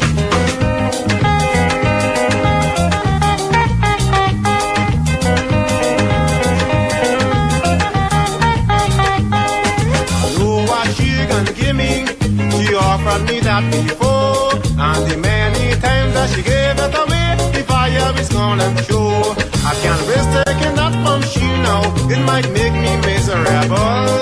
And I am a very cautious man, I afraid the doctor's legal. She begging, why you got to give me for Christmas? Give me anything you can spare. Why you got to give me for Christmas? Help me have a happy day. Why you got to give me for Christmas? I need something from you.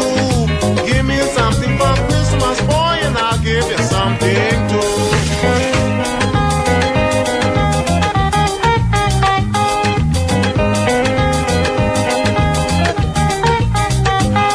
From January to December, the girl on her bag is free. A young strong girl like Vera, begging every man she's seen. She wearing a pair of old blue jeans, nasty till that turning black. And if you barely miss her sneeze, Vera will beg you for that. She begging, why you got to give me for Christmas? Give me anything you can spare. Why you got to give me for Christmas? Help me have a happy day. Why you got to give me for Christmas? I need something from you. Give me something for Christmas, boy, and I'll give you something too.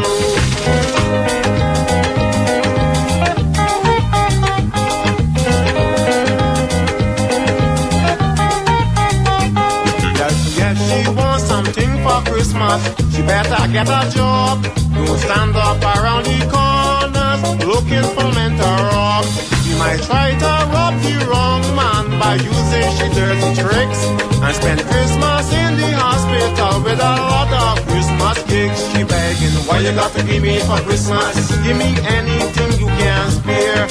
Why you got to give me for Christmas? Help me have a happy day. Why you got to give me for Christmas? I need something from you. Give me something for Christmas, boy, and I'll give you something too. She begging, why you got to give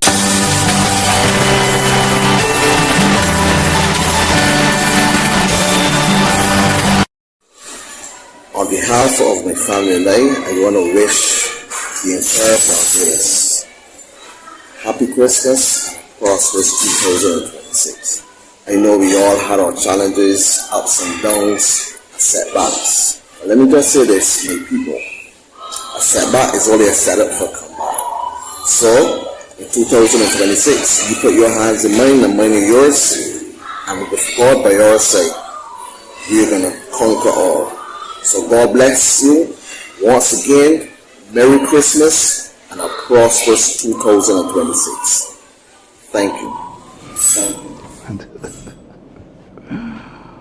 And we are back. You would have just seen our candidate for Christchurch West, Andrew Cave, who would have given us a riveting story, I guess, about his time growing up and his polka dot green and soup and all of that. And let's not forget Dr. Hines, our guy in St. Thomas, who was here also. So we have some new people to come and tell us about their Christmas experience. I guess now this is the older generation now. Don't get me that. This is the older generation. So to my left is our General Secretary, our guy in St. Michael Southeast, Pedro Shepherd. Sir, thank you very much for coming and joining us. Nice being here. And to my right, Mr. St. James Central himself. Paul has been, when you focus on Paul, you're going to see something around his neck. Keep the audience, I was hoping to keep the audience. We're celebrating Christmas in St. James Central. Right. Paul, introduce yourself, Paul. Right, Paul Gibson from St. James Central. Having a good time in my constituency today. I was down there having a great time with some folk. And having some drinks and some food and really enjoying the constituents. Well, we were talking about early memories of Christmas before you became a young man, which you are now. We want to know about your childhood Christmas. Where did you spend this childhood Christmas? In which parish, in which neighborhood? My earliest recollection of Christmas was when my father... Parish, St. Michael. St. Michael. Black Rock. My grandparents are from Deacons Road. I grew up in the Deacons Road area and Brighton as my two locations there. But I always remember when the band and the tuck band and everything was coming and drumming, and there was all this excitement when they came, and the lady with the big bottom, what do you call it again? Mother Sally. Yes. I was fascinated as a young 5-year-old. I said, hold on, how old you guys like that, and the noise and the excitement, and I always remember as well my father and his friends. My father bought me a car racing set. And I do not understand why, but these guys will just set up my car racing set. And I will have to stand watching them racing cars, these big men, my car racing set. Scale electric, I think they used to call it. Yeah, scale electric. Yeah, if you got scale electric, you were really set. Yeah, I was like a little boy, but I didn't know how to use it. It was yours in theory. It was mine in theory. But they had the big hardback man playing. Big hardback man playing the whole day, And I'm crying like, I want my chair, I want to play. Dad, I want to turn. They say, hold on. That was my. How old were you then, Paul? I was about 3, 4, that kind of age. Really, really funny. But but I do remember the gifts and so on. There's so much difference between children having Christmas then and what you're having now. For some reason, I don't know why, there was always an abundance of food. Yes. And I'm hoping that one day the Democratic Labour Party would be able to bring the country's financial health to such a state that kids will for once again be able to buy toys and to afford a good healthy meal. What was the Christmas meal back then as a child? What do you remember being on the table? I remember my grandmother was I was a chicken and rice kind of guy. And I wasn't into vegetables. Chicken and rice. I had this weird palate for jug. I didn't have it very often. So every time I had jug, I would, enjoy That's that. the brown one. You couldn't identify anything. Anything at all, yeah. But just the peas. Like my grandmother was peas. And I wasn't really into ham, I don't know. But if you gave me a piece of chicken and some rice, You're chicken man. A chicken man. I do remember though one story when I was about, I think it was 2.5, 3 years old. You have that good a memory, Paul? Yeah, going way back then. I remember standing in somebody's fridge. Somebody's hand was above my head. And my father came around the corner and saw me holding somebody's hand and had my mouth there. And he said, Paul, and I just stopped and looked, it wasn't bad, it was quite good. But I was having a piece of this thing in somebody's house. In somebody's house, yeah, open the fridge. And as a little boy, that was one of those memories that always remind me of as well. So but it was a very pleasant time. My sisters and I were very close. We always got up and looked forward to good gifts. And we were into family. Yeah. Right. So there were times when we would go up to Silver Sands and rent a beach house at Christmas, and all my parents' friends would all turn up, and we would spend the whole day on the beach. This is Christmas Day. Christmas Day, yeah. Excellent. And just everybody just crashing over, sleeping over. They were young people then. Yeah. But we were on the beach, and it was fascinating. You did a good worship leadership for us at our service this year. Thank you, Tell sir. us about church Christmas morning for you. Christmas morning for church. Growing up, I went to People's Cathedral. Oh, your People's Cathedral. Yeah, so we would always So from Black Rock to People's Cathedral. How you got there Christmas morning? Christmas morning. How did I get in? I can't remember. I do remember. I I think somebody would give us a ride or something. I couldn't walk from Black Rock. But it was a time when I had a bicycle and I would ride from Black Rock to People's Cathedral. I was fit. I was really fit. Well, men did all these things to see girls. Well, they were out to say Lucy. But one of the fascinating things at People's Cathedral, I remember, is the singing Christmas tree. Oh yeah, we talked about that. It was a big event, and I was responsible for playing the lights on the tree. Really? Yes. So the Hallelujah chorus was the ensemble. That was the end, and I would always bring the show down to an end by playing my best for that. It was really a good. You were playing a musical instrument, you mean? No, I would actually play the lights. Or play the yeah. So all the rhythm to the lights was done by me, and it was done to all the singing, the orchestration, and so on. And that was one of the best things. I would fly in from overseas when I was living in Jamaica just to do that at one point. Okay. And that was one of the most fascinating things, especially at the end when people were giving their lives to Jesus. At the end of everything, that was like the most significant thing for me at Christmas. We were wondering whether the singing Christmas tree was still on, and Judith Ann Clark told us earlier that it is still a feature of the Christmas program at People's Cathedral. Oh yeah. Damien, you might have some questions for these good gentlemen too. So Paul, I have just one question for you. What does Christmas mean to you now? No. As a young man, which you are still. Which I am still. Yes. Claim it. I understand that Jesus is the reason for the season, and it's all about love, caring, and sharing.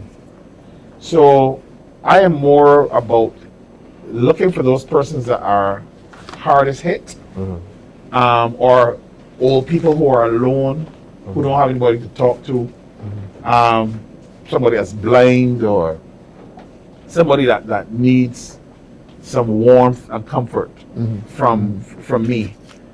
As that gives me more joy at Christmas now than the gifts, the food, or anything. Making people happy. Making people happy. Yeah. Finding somebody to leave in my house with all the lights and the fanfare and everything, and then going to somebody that has very little or nothing, and just spending some time with them. Pouring into them, into their lives. That for me, that means a lot.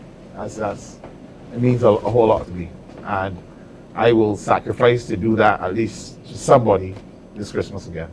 Well, thank you very much, Paul. We appreciate that.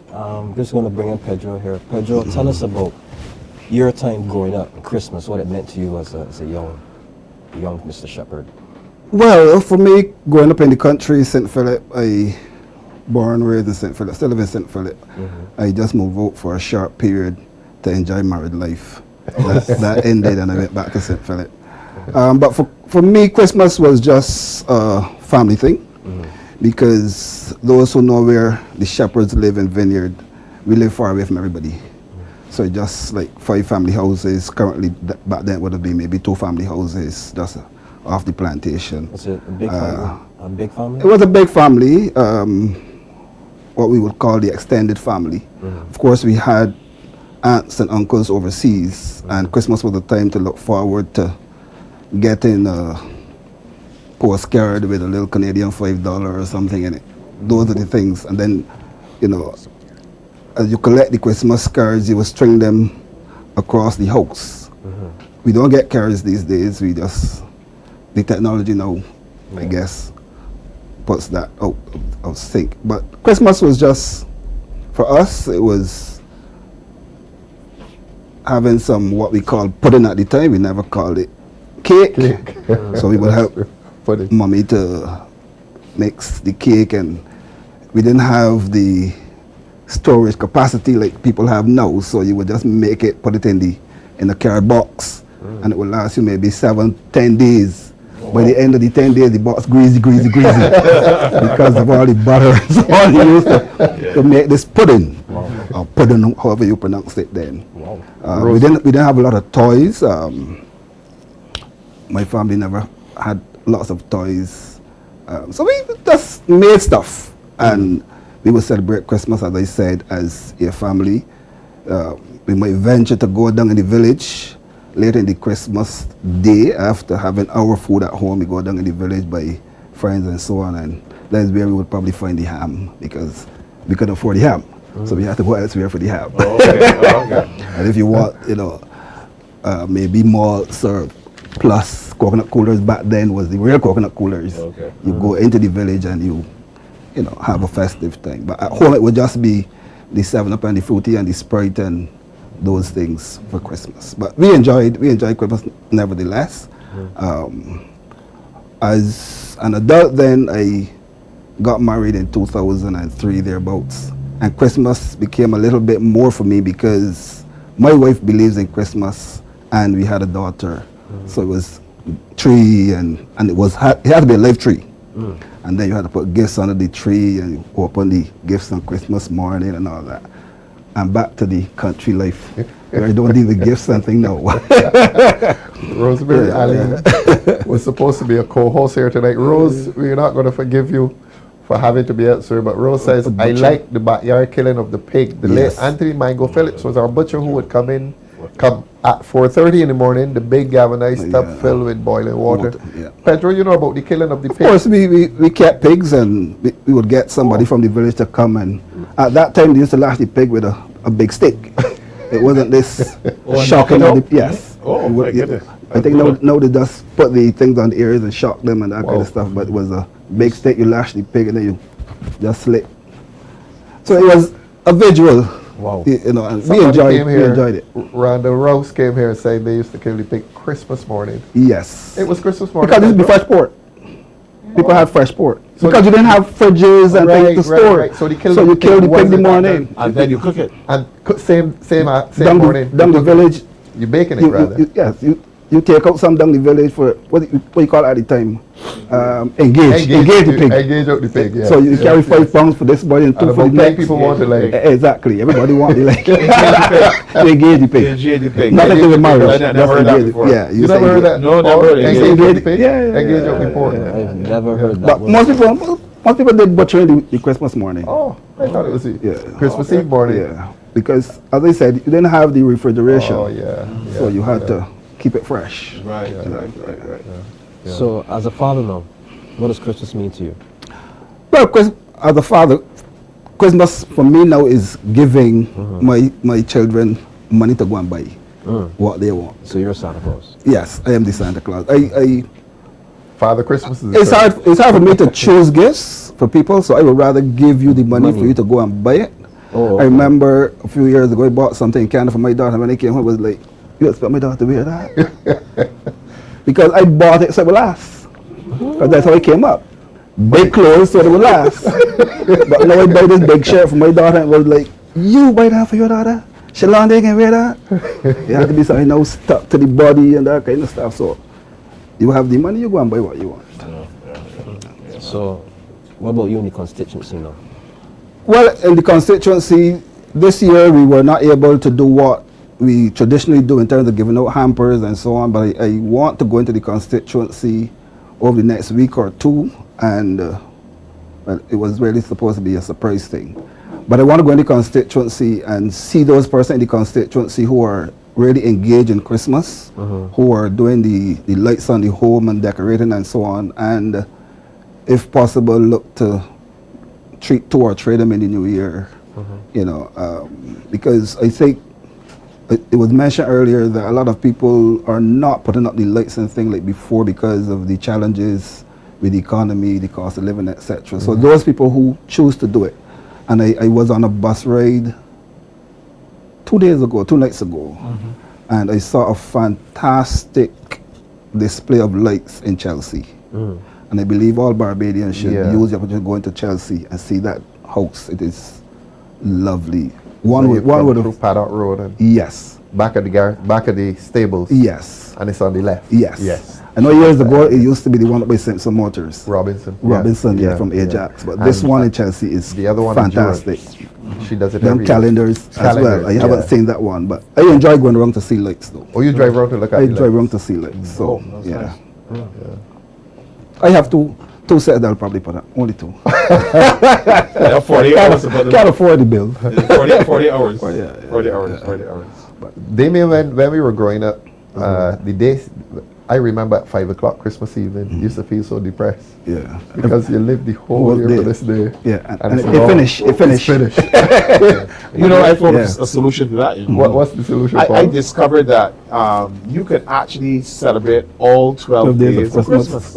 And I said 12 days of Christmas. Yeah, there are 12 days of Christmas. So all the way into January 6th. You know, I'm still going. I love the thing so much that I'm celebrating, you know. That's not a joke, but shepherds have a major part to play in Christmas, Mr. Shepherd. So you're a real Christmas man. But maybe Christmas is over. Yeah. No, 12 days. When you go to church, you come home and you have a meal and. Which church did you go to growing up, Pedro? Growing up, I had to go to the Jehovah's Witness Church in East Point. So what are you doing? Reverend Gaskin would come for us. We would try to hide, but my mother would always say, come, Gaskin, coming up the gap. So you had to go to church. So that was probably up to maybe about 15. And then we moved over to the St. Philip Anglican Church. So that was a big shift. Yeah. Where you could do Christmas then. Yeah. I know. So, seriously, as a Jehovah's Witness, did you feel a sense of loss? No, because like I said, we never really celebrated Christmas in a major way. Right. It would just be the food, the pudding and the rice and the pie and the chicken, the ham if you can get it from overseas in a tin. Yeah. And that kind of stuff. So, but now the witnesses will not celebrate Christmas at all. Well, when we celebrate it, because I think they say the outside was too cold for the shepherds to be out. Yeah. So they believe Christmas is more October than December. Oh, I see. Yeah. I see. Which village did you grow up in St. Philip? Vineyard. Vineyard. All my life, yeah. Okay. It was a tenantry village then. By next year it will be a big development. 1143 houses coming. 143? 1143. Only this morning I saw a gentleman putting down some marks in the road. Okay. We will probably not know Vineyard as it was in another 2 years. Yeah. So, Pedro, when you shift from the Jehovah's Witness to Anglican, did you take part in any Christmas programs? Any recitals? Don't think so.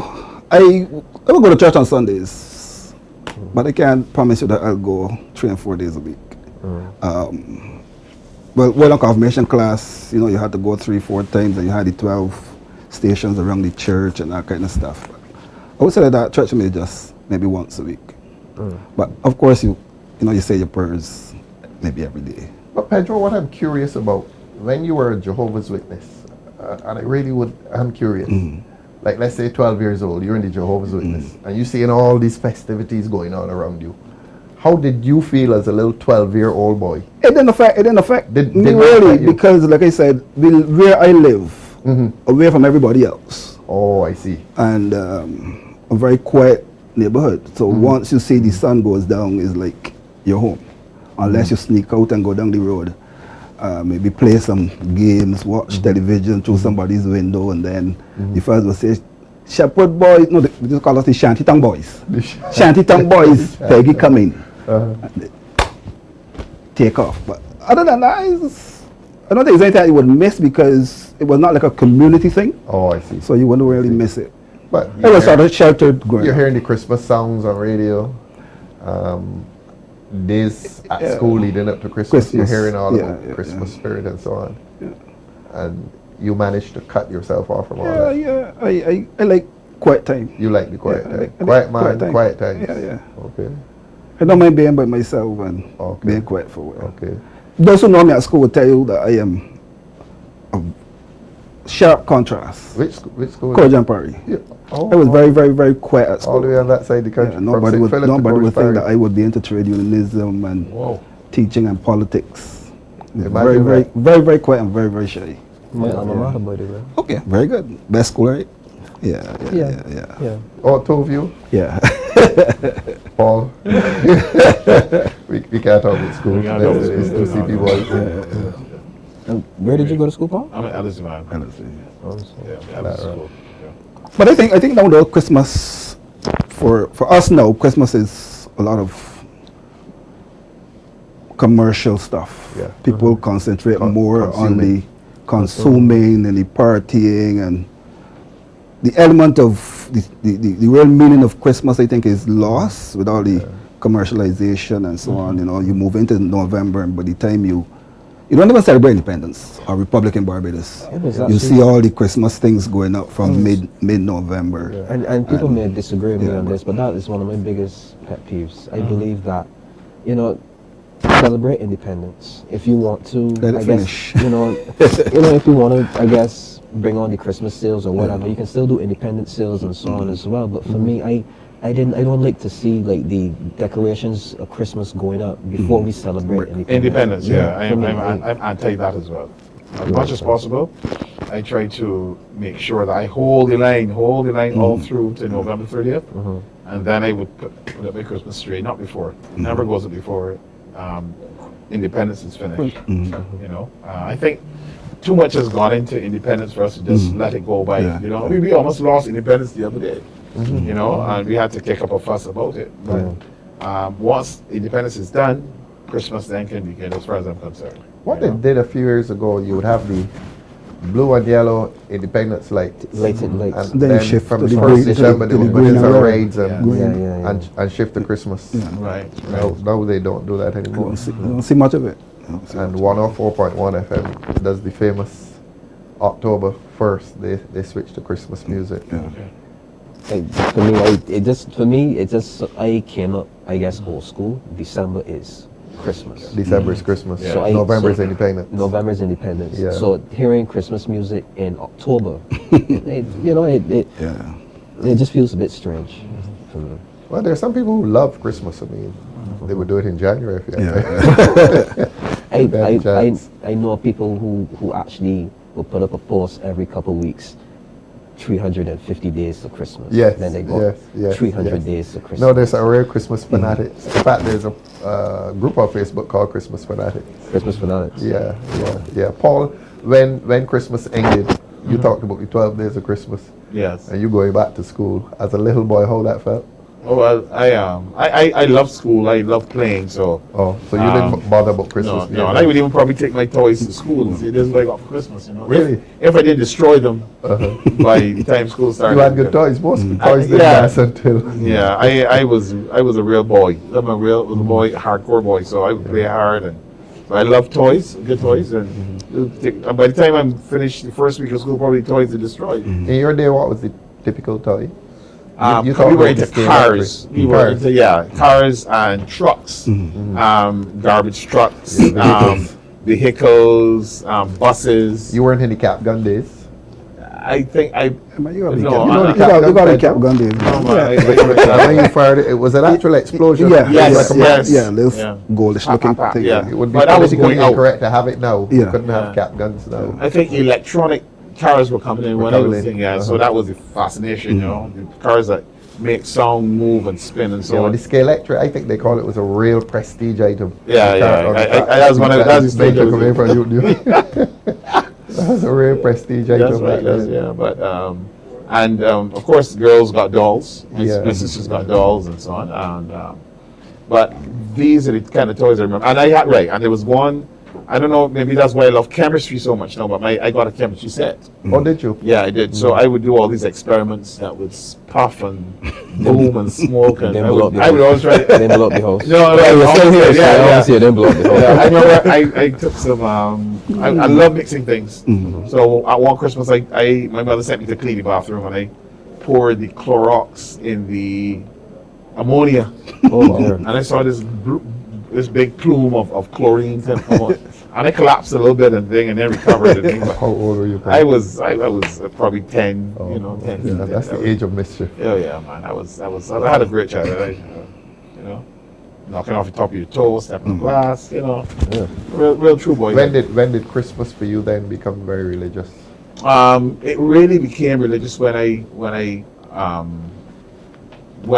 went to People's Cathedral and got involved in acting and doing drama and singing. And you were at People's in the heyday of People's when they had, I think, thousands of people. Yeah, thousands. I mean, I know thousands of beautiful People's, and people know me, but People's was really a fantastic place for a child to be raised and connect social life, the values. I can speak for the primary school. Excellent primary school. Oh, yeah, that's one of the tops in Barbados. Yes. Really so Paul, you would have been part of the Heaven's Gate, Hell's Flames. Yes, I did one of those one year, but I did one or two of them. Yeah, but I think I sang more than anything else at that time. Listen to me. Yeah. That play terrified me. Oh yeah. Really? Yeah. This is where you come to the crossroad and they decided whether you were going to heaven or hell, and you were scared. Listen to me. We didn't. When it was coming home, we was walking home praying the whole way. Just going down that curve. Because you go straight to hell if you haven't.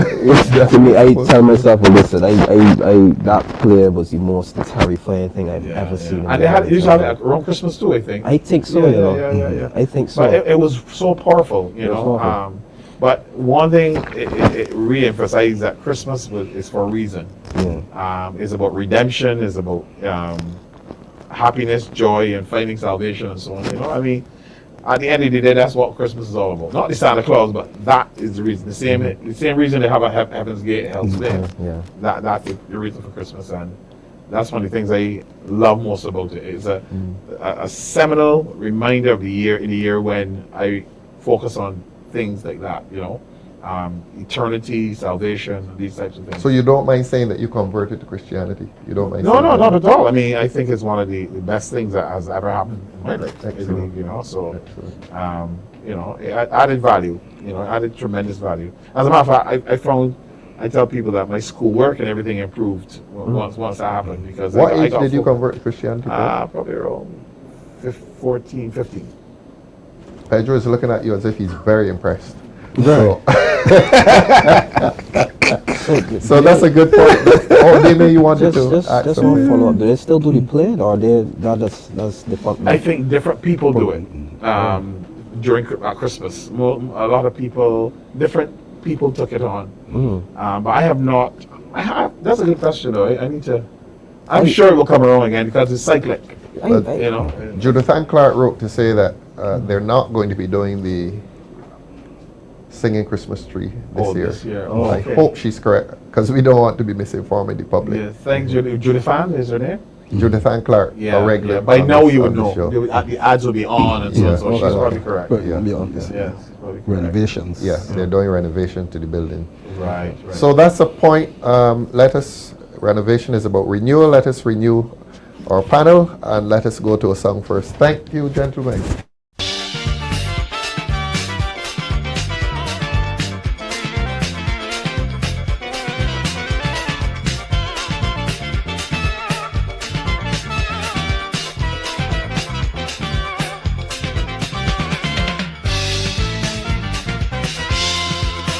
Christmas again in my Caribbean land. You know that we and sun. You won't hear sleigh bells in the air, only church bells in the chilly atmosphere. And smiling faces everywhere you go, people real happy cause they got dough. All the bonus and the back pay ain't enough to spend for Christmas Day. We repair the house, Christmas. We change the curtain, Christmas. We bring in carpet, Christmas. Christmas is the deadline for everything. We make it jug, Christmas. We think about love, Christmas. We kiss and we hug, Christmas. On this blessed day, this is what it means. Christmas. It's turkey and ham, Christmas. It's pork and it's lamb, Christmas. Sacrifice a ram, Christmas. It's rum and it's wine, Christmas. Sorrow when you die, Christmas. It's yours and it's mine.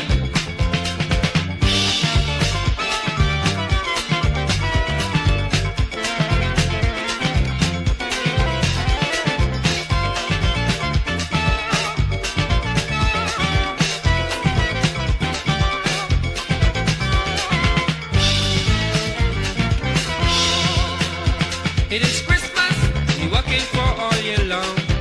When December comes, we singing happy song. Had not for Christmas, what we would do, we won't have no deadline to work up to. We do things we haven't done all year long, like going to church and then going around. By all your old friends you didn't see, just to see who ain't got a Christmas tree. We repair the house, Christmas. We change the curtain, Christmas. We bring in carpet, Christmas. Christmas is the deadline for everything. We making jug, Christmas. We think about love, Christmas. We kiss and we hug, Christmas. On this blessed day, this is what it means.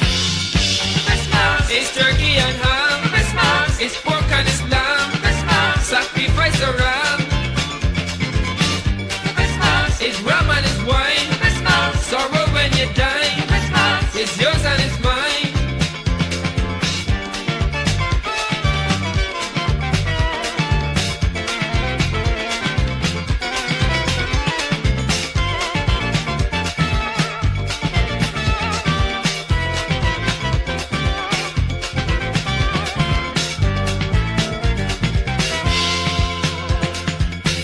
Christmas, it's turkey and ham, Christmas. It's pork and it's lamb, Christmas. Sacrifice a ram,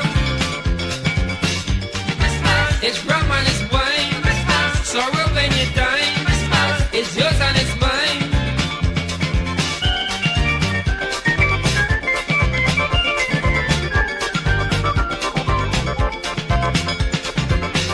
Christmas, the year now begin, Christmas. Or could have just end, Christmas. Always round the bend, Christmas. Early morning mass, Christmas. And then a sea bar, Christmas. It's business at last.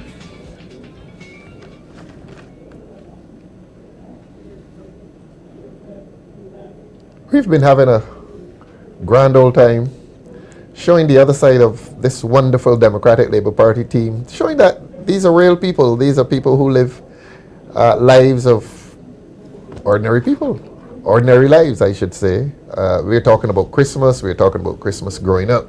We're talking about Christmas as adults. We want you to see the other side of these people who will be knocking at your doors and speaking on platforms and speaking on DLP TV, show you the other side.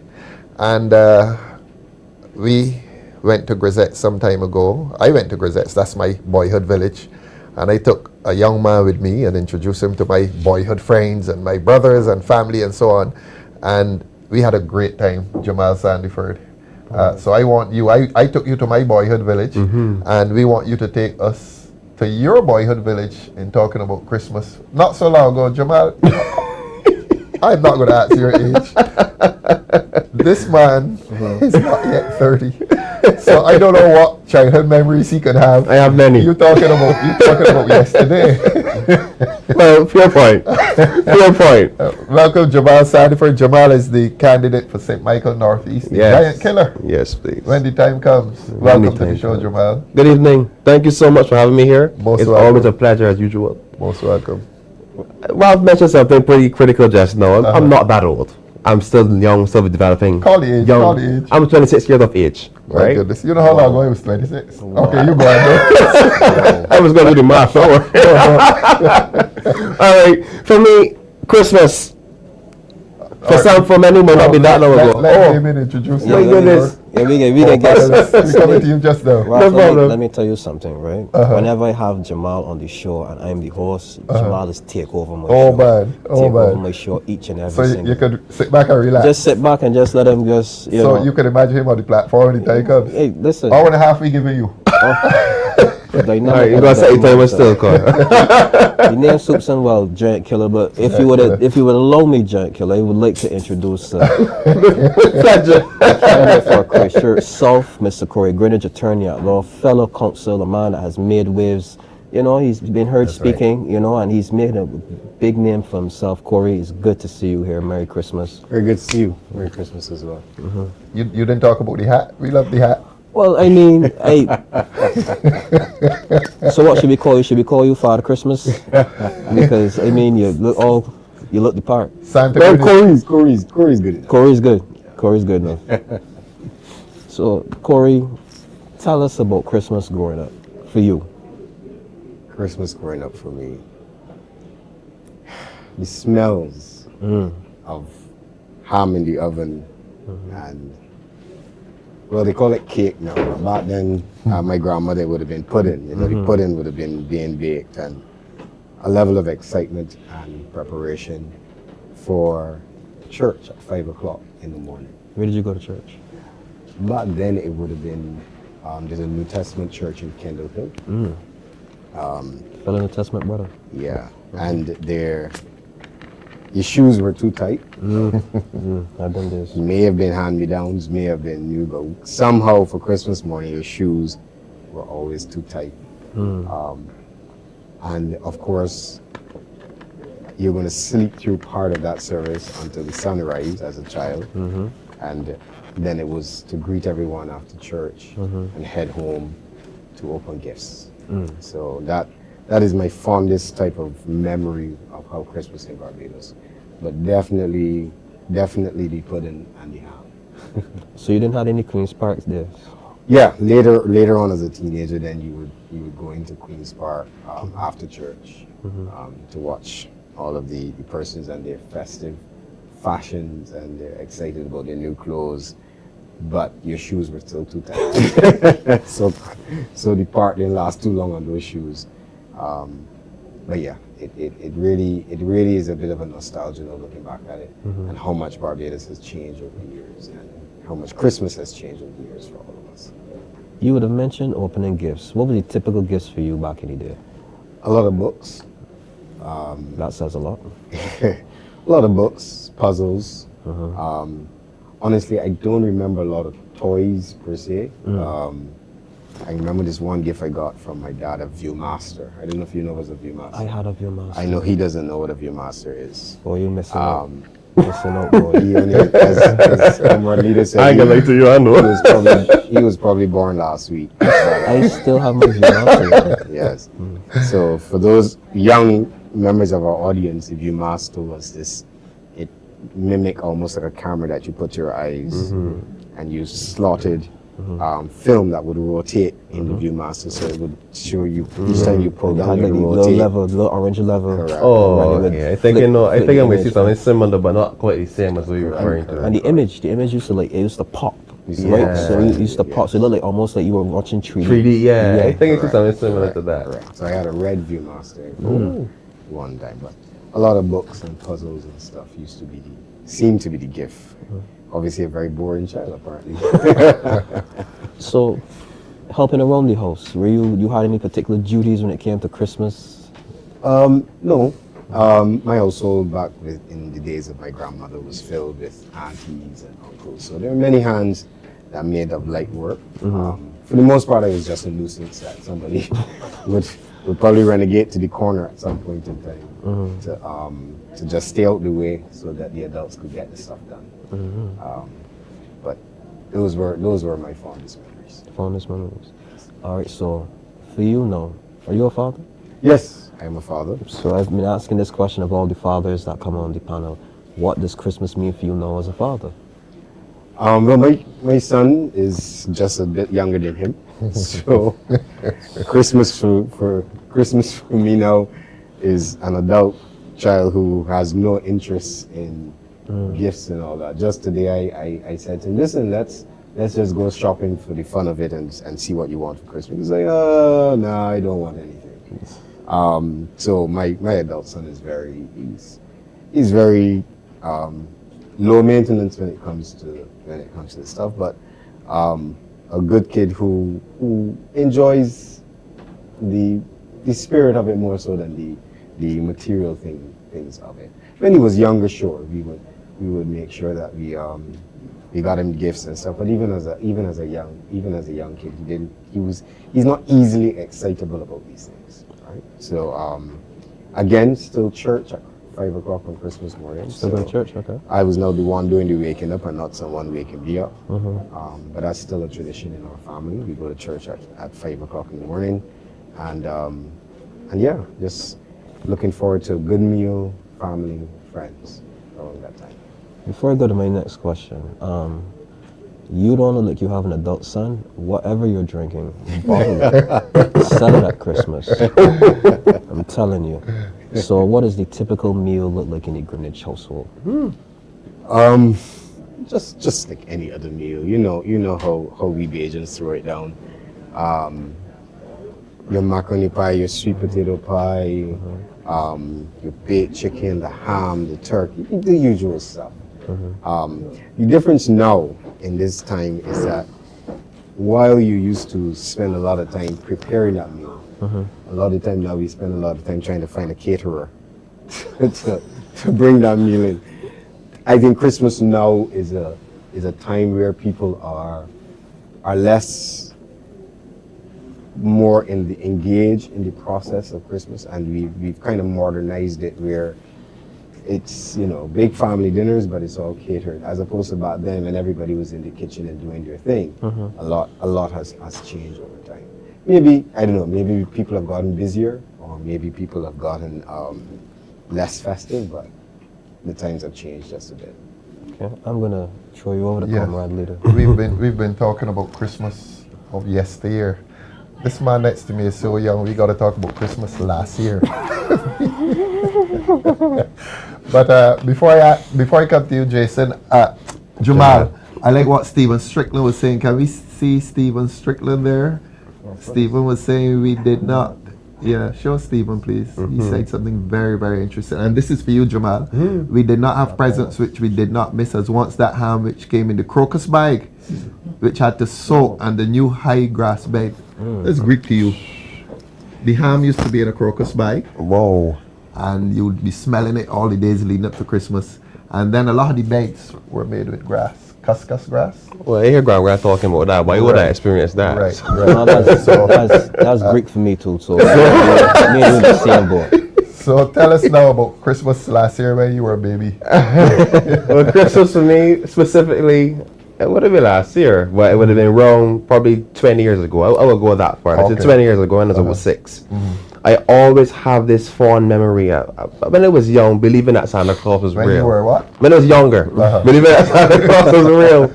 And so I would have a hard time sleeping. You were waiting for Santa Claus? Oh yeah, I wanted to see how we don't have a chili, what he can get down here. I tell people the man working in people's houses. That's what we get in But we never had Santa Claus. So okay. The point is that I had a hard time sleeping, and part of it was because of the activity taking place in the house. Yeah. Tell us what was this activity?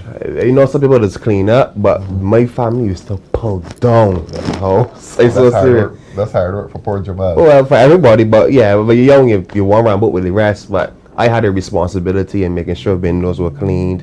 I actually still hand wash as well too, so I learned from grand early and mommy how to hand wash. So a lot of it used to be that, where everybody was preparing and hyping up for gifts. It was rubbing windows, and they were going to sneak away to play a little cricket or something. But I had a lot of responsibility when I was younger. But just like what Corey said, a lot of these smells come to mind, especially from the younger age. You get the smell of sorrel, for me in particular. right? That's the one time in the house that you would get sorrel was around Christmas, and frequently that's when you would know that to see plus or malt. Every other time would it be regularly a Coke or Sprite or something. Plus or malt was the Christmas drink? Yeah, in my household, yeah. Oh, okay. So that was one of my fond memories of it. Luxury drink? Yeah, at the time. Plus or Yeah, malt? yeah, at the time. Well, I mean, sorrel too, sorrel especially. But yeah, so for me, one other thing that stood out, and I don't think we really get it now, is the lack of, is a lack of community feeling.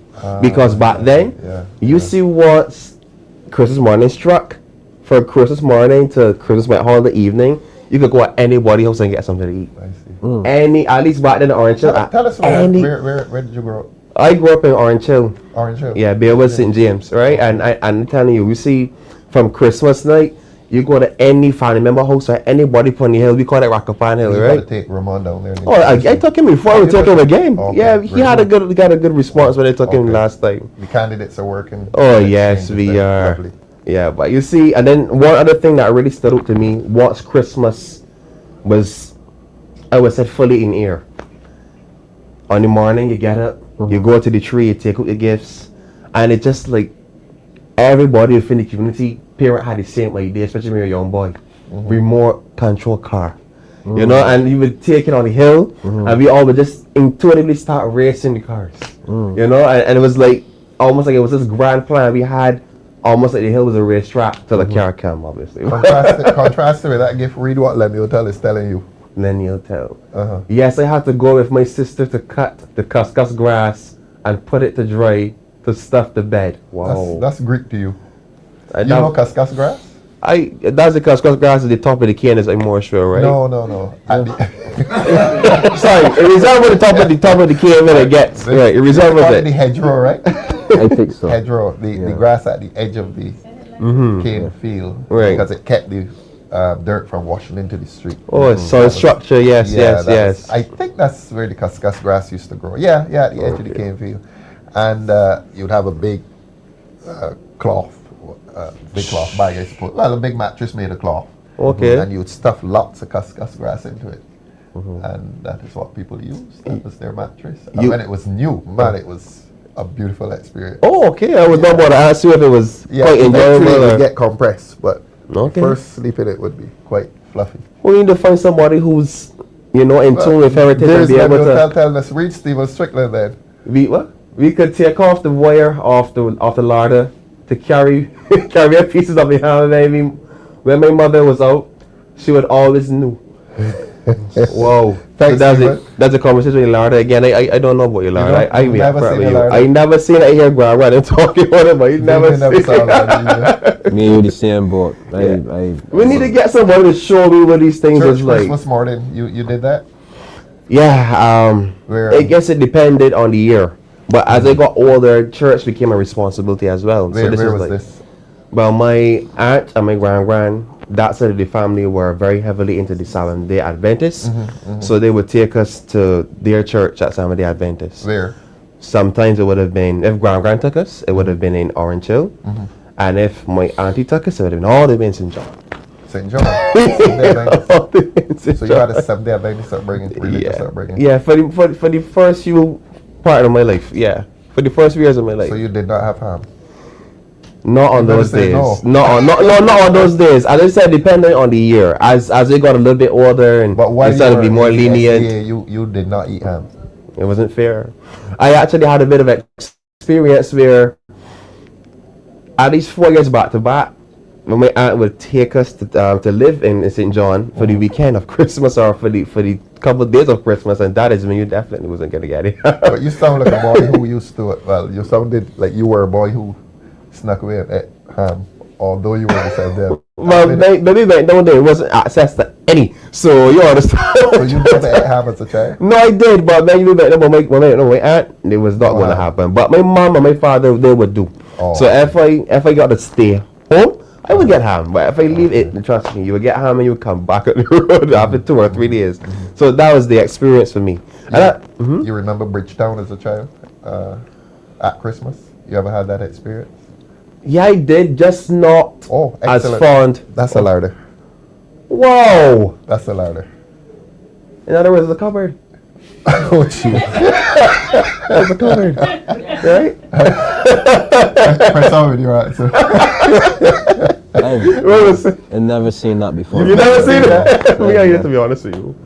And you see the 4 spaces at the bottom? Yeah. That's called larder wire. It was actually metal with some little holes in it. Corey, you know about like this, a right? mesh. I do, yes. Yeah, of course. Yeah. Of course. Wow. Yeah, that's a larder. Okay. And in that, at the bottom, you would have had a salt meat barrel, a clay pot in which you kept salt meat.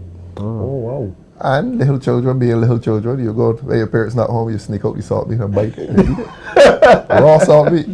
That's being a boy, right? Honest. Well, I'm an 80s baby, so the 80s is when we started transitioning into like VCRs and fridges.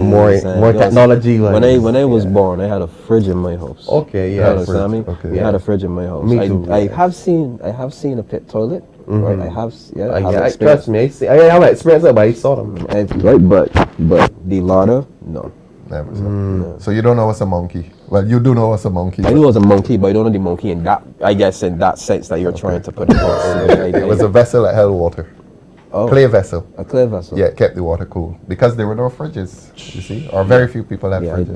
I don't know that one. I heard tales of those things from Gran and that time, but I never got a chance to see or experience. At the time where I was born, those things probably weren't in your house anymore. If they were there, but too young for me to remember. You know, it's interesting. People have them now as antiques. Art. Yeah, pieces of art. People relics. Converted them into art. But that was how people lived.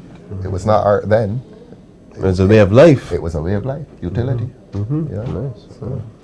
And my experience at Bridgestone, I can't really remember it, but one thing that always stood out to me when I was younger in town around Christmas time was the lights. And I find that there's a huge contrast between then and now, because now you're not really seeing that. You know, even certain areas in the constituency, I find that if I had to give a ratio, I would say 91% of the houses in the constituencies don't really showcase lights anymore. You know, and the few that do, they're spectacular, but they're very few. I want to go to Corey and ask Corey. You were talking about lights. Corey, there was a time in Barbados when Broad Street was the street, and people went, call it window shopping. Yes. Tell this young man about window shopping. Yeah, that became a pastime. You would actually select, and it would happen at night. Yes. So you would go into Bridgetown. My aunt, I remember particularly, would take us window shopping. And just as the name suggests, you would literally just walk through town and you would look at all of the displays in the window. And for some strange reason, that was enough. You would enjoy the displays, the lights, all of the fancy stuff in the window. And Broad Street was the epicenter for window shopping. Yes. Wow. Right? I remember back in that day, a trip to Bridgetown would have been a bit of an excursion for you. It's not somewhere that you would go often. So the idea of having a journey into Bridgetown was gold at that point in time. And just as you were thinking about it, you and I probably had the same thought. I remember, comrade, the window shopping was one of the highlights.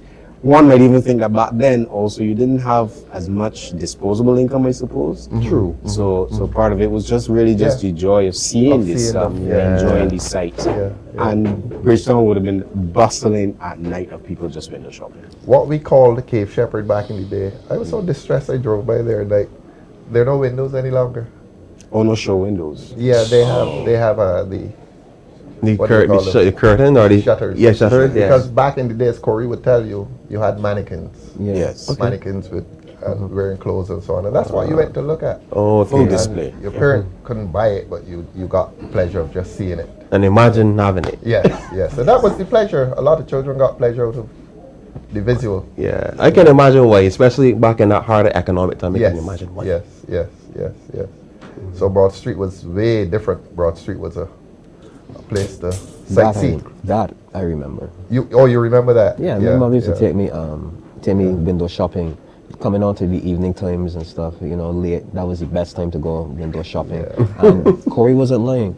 Going to town, right, felt like if you were going on a trip to another island. Yeah, I'm telling you. Major excursion. Yeah, my aunt used to always be late to all 11 o'clock. She ain't get baby yet, because my mother used to go down together. 11 o'clock what time? 11 o'clock in the morning. So if we were going to town, right, we'll be ready since 9 o'clock. Right? At that time, town used to open a lot earlier too. Right? But she used to be late all the time.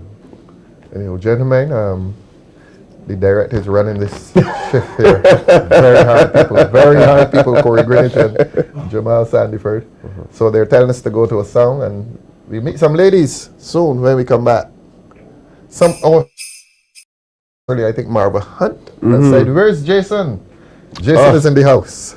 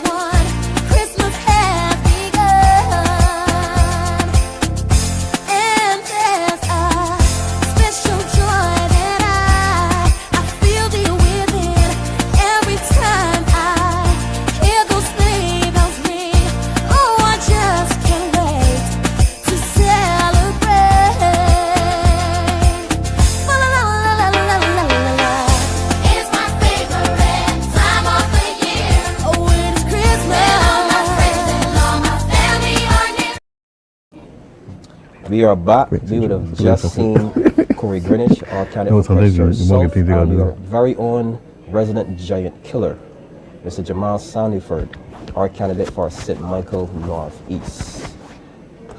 Comrade, this has been fun, hasn't it? It's been fun. It's been fun. And the gentleman I have the pleasure of introducing, I am very, very, very, very happy to introduce this gentleman, Mr. Jason Phillips, man in St. Peter, very, very, very popular here in DLP TV. Marva Hunt was asking for you. Where's Jason? Oh my word. Where's Jason? Hi, Marva. Jason, is very, very, very, very good to see you. Merry Christmas to you. Merry Christmas to you too. And I want to take this opportunity to say Merry Christmas to the good people of St. Peter and by extension, Barbados. St. Peter, I wish you a pleasant Yuletide season. This is the world's only Quincy Jones alive. Yeah. The other one who was almost as talented as you, he died. So you're the world's only Quincy Jones. Quincy Jones is Christchurch East Central. Yes, yes. We had a wonderful time up by you on Sunday. Quincy, look, let us boast. Quincy has launched a discount card in his constituency. I mean, this is really creative work done by you, Quincy. Discount card for about 25, I remember, 25 businesses across Christchurch East Central. And he is offering this card to constituents across Christchurch East Central. This is real representation. I was so happy to be there and to have the opportunity, the privilege of speaking. Ronald Jones was there. A lot of the young candidates were there. I think Ramon was there as well. Rashid was there. Yes. You were absent. Yeah, he was absent. Damien Fanus. Yeah, you were absent. I was running around doing some other stuff. Yeah, but let me introduce Quincy quickly. Quincy, what a pleasure having you in your new hairstyle. Wow. I wouldn't tell about the pants incident. No. That's our business. Yes. That's your and Ronald's business. Not quarrel with us Sunday. A blessing good night to the entire panel. A special good night to our leader. Thank you very much. And panel, Mr. Damien and Jason, for sure. Blessing good night. Thank you. Merry Christmas to the entire Christchurch, first of all, and then especially to the Christchurch East Central. And to the entire nation of Barbados. Let this next couple of days be productive, fruitful, and continue to bring families together. And we hope that in the new year, that families continue to be as close as the Christmas day has come. For sure. We're going to start with you, right? I can start. Yes, sir. Damien? Yes. We're talking about Christmas growing up. Early memories of Christmas. Talk to us, please. I grew up in the Anglican church, so Anglican? I grew Still up. an Anglican? Yes, I'm still an Anglican. so what are you doing in my Wednesday? Holiness Church on Sunday? Hallelujah. I grew up in the St. Lawrence Anglican Church. I'm from Dover, and Christmas was always about doing recitals at programs. Yeah. And going to church with my mom at 5 o'clock service and then at 9:30. Who was your priest? At that Reverend time, Hazel? no, at that time it was Canon Burke, not Burke, Canon Nichols. Canon Nichols. And then Reverend Hazel came in afterwards. So it was definitely a good Sunday, but my mom used to sing in the choir, so you had to go to church both the 5 o'clock service and the 9:30 service. And then I used to be a server. Oh. I was a big server. Obedient people. Yes, I was. Actually, people thought I was going to become a priest and not a politician. Yeah, they still think. Yeah, you never know. Maybe still think. I'm still young. But it's different. I grew up in that recital, making sure that church was very important. And based on that, that's how I grew up in my whole upbringing. Christmas morning service. Christmas morning service, so you must sing the Hallelujah song. 5 o'clock. Hallelujah song. Yeah, the candles and I got the candlelights, the 9 candlelights, choral in the evening. So you always had that church from the beginning to the evening. So that's my whole day. So that's mine was simple. Okay. Damien Fanus, you want to talk to Mr. St. Peter about growing up? Mr. St. Peter, tell me about your time as a young boy. Christmas. What was the experience for you? Well, growing up in St. Peter was excited because, as you know, St. Peter is both country and town. You have Spikestone on the west coast and the rest of the parish is country. It was family and food. And the most exciting thing for me was that from Christmas Eve, late into the night, my grandfather slaughtered a pig. And before the pig could die properly, somebody would cut off his tongue, throw it in the boiling water. And that time. Look at how Felicia is looking at you when you say that. It was food, it's culture. Before the pig died. Yeah, somebody cut off his tongue, throw the water into it. He just traumatized I me. think look, Felicia's a human rights advocate. I don't know if this extends to pigs. No, I know, right? But she was a little appalled. Oh, I'm very sorry. I'm terribly sorry. Then, like, my grandmother would be baking cake and stuff, and I wanted the bowl. Remember, you used to have a big basin? Of course. I want to lick. I want to lick out. Yes. Why are you shocked? Because I can do that and get her lash. You can do that. Can you put in your hand that bowl that was left by? I was looking at it. You never got to rake the bowl, Quincy? No, right. You rake the bowl. Come on. I would get her lash. Really? You were banned from the kitchen. Oh, okay. And if you don't obey that, you'll be banned for getting gifts that day and all that. So I wasn't getting no bowl, nothing. I want my gift. So, Jason, tell us about your time as a teenager now. But after the food and frolic and everything, as a teenager then, like between from 13 onwards, even though my family is predominantly Anglican, we went to church at the St. Peter's Parish Church and so on. Next door was the Salvation Army. So I went to church early in the morning at the St. Peter's Parish Church, and for 11 o'clock, I got to go to the Salvation Army. It is then I joined the Salvation Army band. You got to tell us about the musical. I played all of them. I was always. Run through the list for us. I used to play cornet, trumpet, and a little bit of horn. He doesn't believe you. I don't believe you at all. I don't believe you at all. But believe this, around this festive Yuletide season, it was all about helping the poor for me. And myself and 2 other guys, one now is a part of the police band. We would go like from 8 in the morning for this whole Christmas week till about 1 in the afternoon, and we would raise money. Sometimes $1,500, $2,000, and we never got one cent of that money. And all that money would go to help the Salvation Army feed the poor. So for me, it was a thrill to help. It was more of a giving thing. And then at night, we would carol in the neighborhood, all through Spikestown Church Street, Queen Street, name it. We would do the whole circuit on the West Coast at the hotels. And we would collect a lot of money. And we would get that money, give it to the Salvation Army to give out hampers to people. And for me, that was the joy of Christmas. Obviously, I had the festive time playing the Coventry Carol and the Harry Angel singing and so on and so forth. But helping people to get something to eat, that was a excitement. Sense of fulfillment. Yes, people. I'm going to let Damien introduce the next guest, but I want to say to you, Jason, we had a wonderful time on Sunday night.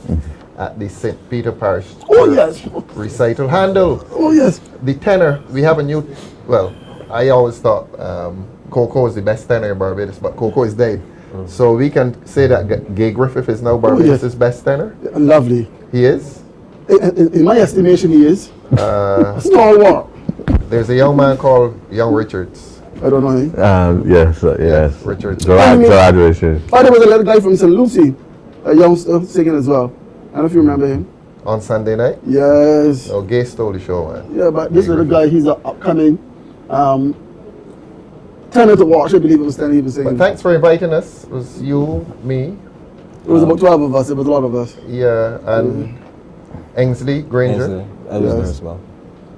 It was also Arlene Maynard. Arlene, yeah, I met candidates. Oh, you met candidates. Felicia Dujan did not come.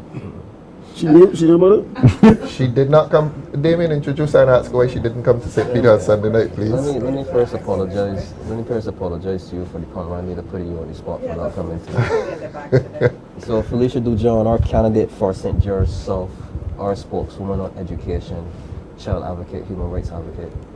Welcome, madam. Welcome. Good evening, everyone. And of course, good evening, Barbados. Good evening to the constituents of St. George, of course, particularly St. George South. It was a lovely day as well. I had the opportunity to do some canvassing today because we're preparing for our children's party on Saturday. So hopefully we can see many of you come in with the children and the families and the elder in the communities. It will be an opportunity to meet everyone. I will refrain myself from answering the question. What time is the event on Saturday? The event starts at 10 until 7 p.m. Where? It's at Windsor. Okay. Windsor. All candidates invited? Everyone is invited. Everyone is invited. Again, I believe one of the most significant aspects of Christmas is the ability to share that humanity in everyone. And I think it's one of the happiest time for me around this time, because not that it's also my birthday month, but it means so much more because it's the time where people get the opportunity to reflect, to consider what has happened and to respond to what has happened over the year. So usually December is that period where people get that opportunity to do that. So Christmas just adds on to it. And it's a very special time for me. And I've been listening to the entire program and everyone's experience, their lived experiences. Interesting, Jason, I'm not surprised you would eat a cow's tongue. As we've seen on social media, you love food, so I'm not surprised. Felicia, on Saturday mornings, I never talking about Christmas, but I like my pig tongue and pig tail and a little bit of snow. Yes. I'm not keen on the knuckles. I'm just saying, I really enjoyed hearing everyone's childhood, because you don't get to see that. And so now I'm hearing your childhood when you were 10 or 11 eating pig's tongue. I get it. I now understand. And everything else that comes with it. It makes so much sense to you now, doesn't it? So, you know, we appreciate that. We appreciate those these experiences. My experience as a child growing up in St. Lucia for Christmas was different. Christmas meant more work. It was a period where we had to do a lot of community interventions. We had to go in the community and help. We had to, purchase items and give to other persons. So we'd buy a bag of flour and separate it in many parts and share with other persons. My mom taught us that at a very early age. My mom had 7 of us. And so as a farmer. How many boys and how many girls? We had 2 boys and everybody was girls. And it was always about giving to others. It was never about what are you going to get for Christmas. It was about what do we have to do for Christmas. And so it changed the perspective for us. As children, it was very early. And of course, as I said last week, I think I did indicate that my dad was an entertainer. So part of what he did was going around as an entertainer magician to children's parties, and so that's what we did, making children's life different around that time, ensuring that every child received a gift, and my dad was just doing all the magical tricks to You get knew them how he he engaged. was doing it? Sorry? You understood the trick? Or I or did you the were tricks as well. Oh. So I knew exactly how to do all of that. You got to do some magic in St. George South. You will you? Comrade leader, I can fire eating too. I did all of that. No. I did all of these things, and these are things that you learn Fire at a eater. very You're next to the son of a fire eater. yeah. So you learn these things at an Father early was age. St. Lucian too. Really? You're that? Yeah, Father Oh, St. okay. Lucian. I wouldn't be surprised because that's part of it. But the reality, it was part of work. So young persons, particularly from my neighborhood, we knew that this is what we had to do. I was also a member of a karate club. Yes. Don't mess with Dojo. Yes. And what we did as well is a lot of community work, ensuring that this is the time that we have to go into the community and ensure, because the majority of times, like all Caribbean islands, people will not come to you and tell you they don't have. But living in the community, you would know that they don't have, and it is your responsibility to share. So Christmas at that time has always been about sharing, going to church, waking up very early. I'm Catholic. So it was about going to, either you'd go to Christmas Eve Mass, which is midnight Mass, so that was interesting, because then that's the opportunity you get to stay up very late. Children, you don't, after 8 o'clock you should be in bed, but on Christmas Eve you get to stay very late, then you go to church, and then you get to see the lights, you get to see the elders, and it's also the time where the majority of elders would come out to church. Midnight Mass, you would see everyone in the neighborhood, in the communities coming out to do service, and also that's when the community comes together, because then you would see what we'd consider men on the block. They would be around at that time too, so it would be that kind of social event as well. So it's really about bringing the community together, and I think it's the same in Barbados as I've seen over the years being here. Was Christmas big in the Catholic Church as well? Christmas is always big in the Catholic Church, right? The right. Catholic Church is Christmas, more or less. Yes. And so, given the principles and philosophy of the Catholic Church, you get the opportunity. So the entire year, remember, you go for Lent, you do penance, you have to do everything that goes with it. Yes. You also have to do confession, because you are preparing yourself for renewal, which is really what it is. The death of Christ is renewal. Yeah. And so you're preparing yourself for the transition through that period of time. Let us move to the food that St. Lucian's would have prepared, the Christmas meal. It's not very different from Barbadian food. Instead of saying macaroni pie, we say macaroni and cheese. It's very much the same. We still do the ham. We still peas as do well? Peas, black eyed peas, field peas, everything else. But a lot of provisions, grand provisions. On Christmas Day. Yeah, the dashing, the yam, the Edos. Not Quincy Jones. Nobody can give see him his no face problem. from here. I saw his face. he didn't know yam on Christmas Day. No, I don't right, Quincy. Yeah, you got that right. Kentucky, well, put in sauce. But it was interesting that Quincy's from a different generation as well. No, I saw the look on his older face when you talked Barbadians about understand what I'm Christmas. talking about in terms of having those staples in your we not the yes, you'd have the pie, but you'd still have your dashing, you would still have yam. And remember, across the Caribbean, white and yellow yam is a staple in the household. So around Christmas time is usually the time you prepare the best of the best. So you gotta try the yam pies. Now he's being I polite. know, I'm just Look at his face. He's being polite now. It's West Indian dishes, and it's, as I said before. But would be very interesting is the different types of delicacies that you'd have for children, like the tamarind balls, and the jams, and the sorrels, and all of these things. These are the times that these are being done. The different types of cake, the black cake, and there are some persons, some elders in the community that would do the black cake, really black cake with the real rum. And as what about drinks? Drinks, sorrel. You know about Falernum, right? What is this Falernum? Falernum. You know about Falernum, Jason? Of course, yeah. It's Tell Felicia Duja what's Falernum. It is a Swedish liquor. Yeah. Pronounce that word for me again. Don't worry, we know what it is. Too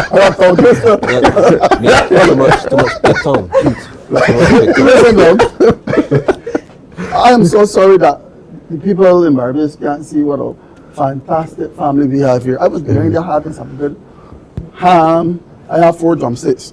I don't care. I am enjoying my Christmas. I ate 4 drumsticks.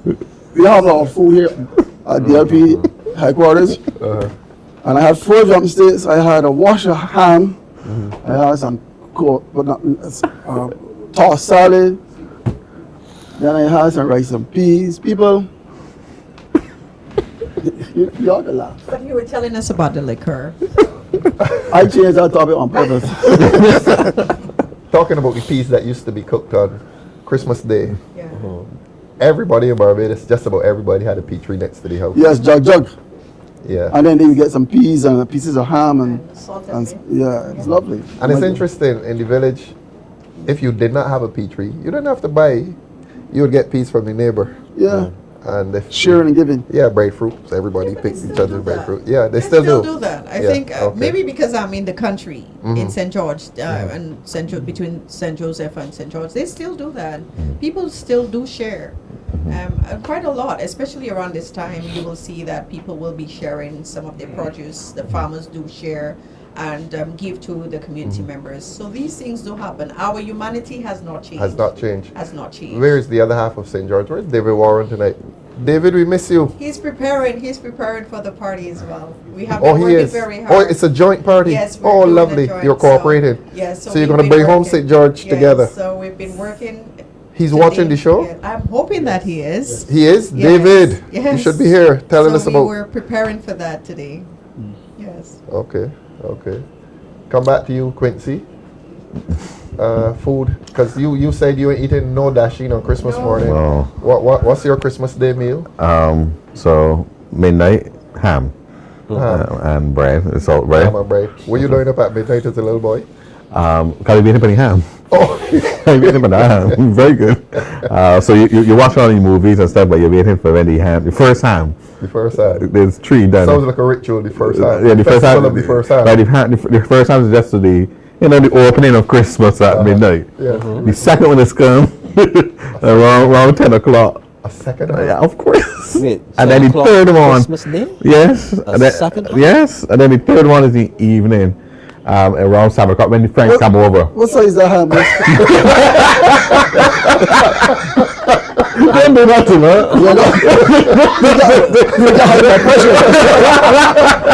Let me tell you, I'll be honest with you, my biggest regret as a child was that I never got to get the ham bone. The ham My bone? uncle will always get the ham bone. No, you're like that's you get it? The ham bone went in the soup when you went back to school. No, but no, my grandmother used to eat the ham bone. Now, what would he do with this ham bone? Pick it. Yeah, pick at it. That's what we used to call it. Pick it at. You know about this, Damien? The exercise of picking at the ham bone?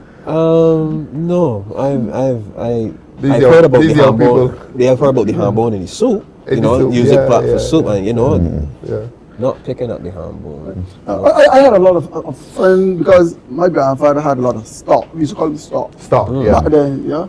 So like, I always thought it strange that he would get a little kid and rear it during the year and then kill it at Christmas.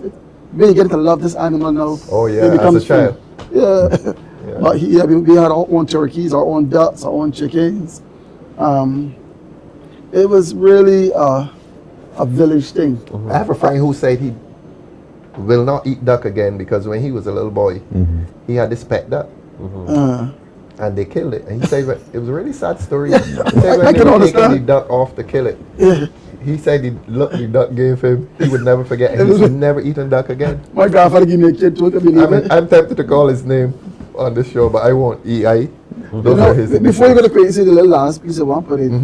So I ate this piece of roast, let's go at mutton. And then when I said looking for the little kid. It was your pet that you ate? My grandfather gave it to me. I used to carry out. How did you feel at the time? It felt awful. You know, like enjoy that piece of mutton. I thought I'd betray the animal. I don't talk. Boy, you're on fire tonight, that's for sure. Damien Fanus, Christmas meal. Christmas meal for me, I guess the traditional macaroni pie, you know, rice and peas. My uncle does stuffing, right? You soak the biscuits and you put in liver and you. What happened, Quincy? You look. I know you down there. I know you down there. You understand me? And yeah, you get your salads on the side. My brother, he's a chef, a pastry chef, so he would bake some bread pudding. You know, so yeah. You ever had stuffing? Like the traditional stuffing? Stuffing? No, not the traditional stuffing. Stuffing, Jason knows about stuffing. Yeah, the way you push up the chicken? Or the turkey. Yeah. You know what it was made of? Biscuits and seasoned biscuits. Not only biscuits, Eclipse biscuit. Okay. Yeah. My uncle does that, but he doesn't bake it. He doesn't bake it in like a turkey or anything like that. He does it. He bakes it in like. That's real thing. Let me tell you, when the chicken or the turkey finish, juice it. Yeah. Man, you're going for the stuffing. That was a meal by itself. Yeah. You never had stuffing? No, I don't. I just used to look at it. Really? It's just a meat stuff. 3 hams in one day. Listen, I want a good thing. I thought you must be talking about the canned hams. Listen. You know what I remember. They used to call them. You know what I forgot? You all remember you used to have butter in like a bright yellow can? Velvet Chris? Yes, and you still got the food smell real sweet. The real salty one? Yes. Was that Velvet Chris? Tell me you know about Velvet Chris. You still got from Shamrock. Yeah, it was a Velvet Chris. It was. The food smell real good. Mellow cream? Mellow cream. Okay. But you can smell your food from a mile. Those were the days. Yeah. And let's talk about the baking pans. What used to put in the baking pan? Is lard. Oh, you know secrets. Yeah. And then you used to take the this white paper. Yeah. And make sure and you used to cut it and make sure you got the pan size. That's it back in black cake. Now you pay attention to that for My sure. mother, when she was making black cake, she would start with fruits and rum. She would cure it from like July. My mother's July. That's right. And then around Christmas. Cure it here what, rum? Yes. And she would make rice wine as well. Right? Covered it on real tight. Oh, sorry, Judith. Anne says Clover Queen. I think that's Clover Queen. Clover Queen in the yellow. Yeah. Food smell real sweet. Yes. Thanks, Judith. Mellow cream came afterwards. Okay. Mellow cream too salty, somebody said. Oh, not when you're young. Anything you're young. In fact, you know what? Some of you used to eat the butter. Okay, you can. Of course. Butter and bread. You see some crazy things. Oh, salt bread with the yellow salty butter. Yeah. You ever had that? Salt bread with the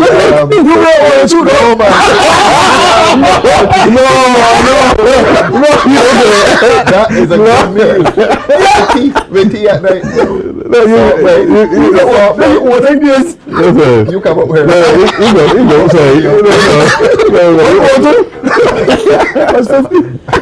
How you think you know about it? The coconut leaf. You know why the coconut leaf used to be on the bread? Keep it fresh? No. I assume. You know Quincy? You never saw coconut? No. Yeah, these strip. Wasn't it to keep it fresh? It was? Wasn't it? I thought so. I thought that when you folded it, you put the coconut leaf there to keep. That's what I thought. To keep it closed. But you know baking the bread. Kelly Collins behind there. Anyways. To me, baking the bread was a whole family. You feel, you go outside, you find some dry. Your grandmother said, "Go, what bring the dry coconut?" And you husk it on a hoe. You remember? Yes, of course. Yes, that's right. And then you got grate it. Oh my, great. My grandma took on and then all your knuckles. All your knuckles gone. and then you throw in the little chunks. So you eat the sweet bread, you get a little chunk. That was a real coconut bread. Yes. You don't get that now? That way you break it. Yeah. Oh man, the coconut and the sugar. You eat so much sugar though. You can taste it. She used to bake her bread in what we call in Selusha foo, where it's a homemade oven out of just clay and those are nice. Yeah, just slide it in.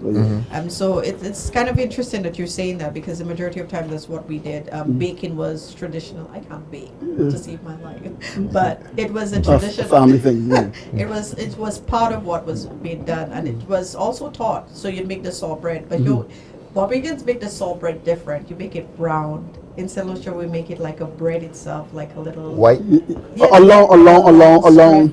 Oh, yeah. So we make those little ones, a little puff and the two little tails at the top. Mm-hmm. But it's the same. It's the same tradition. The older generation did it. So the same way of putting the little coconut at the top, they did the same as well. The coconut leaf at the top, they did that as well. When Pedro was here, he referred to, he said pudding. Yeah, we used to call it pudding, yeah. Right. No, You know what he I meant? Well, pudding is different. It's cake, it's called pudding. pudding as children. You know what they like about Christmas? Christmas Day. So Because- I could jump in and put this Yes, in. yes. If Felicia will allow you. So go ahead. We I get really She has a new nickname for you, you know. What you call me? No worry, tomorrow. After Christmas. Okay, litmus. I love Christmas. And I remember, like, you remember I told for me, Christmas really began, like, Christmas Eve night. But early on Christmas morning, you get the top band, the donkey. You remember the donkey, Daddy? Of course. Coming around and playing music. Some people would give a little donation, or they would give them food and stuff. I really enjoyed that. I heard y'all talking about Santa Claus early as well. For me, Santa Claus was real, is real, and always be real to me. Jesse, you sure you want to say this publicly? Yes, Okay. because we know Santa Claus is your father and your mother, because he knows when you are sleeping, he knows when you are awake, he knows if you'll be good or bad. Good or bad for goodness sake. But for me, I enjoy Santa Claus. I enjoy the fallacy of Santa Claus. So therefore, I could not sleep Really? until Christmas Day. I would be with the people there. Yeah, I wanted to see somebody. I thought I saw a reindeer. You know. You need counseling. You need counseling. Felicia, back to you, right? Counseling. You're calling me back to come to reality. Yes, So- yes. Yeah.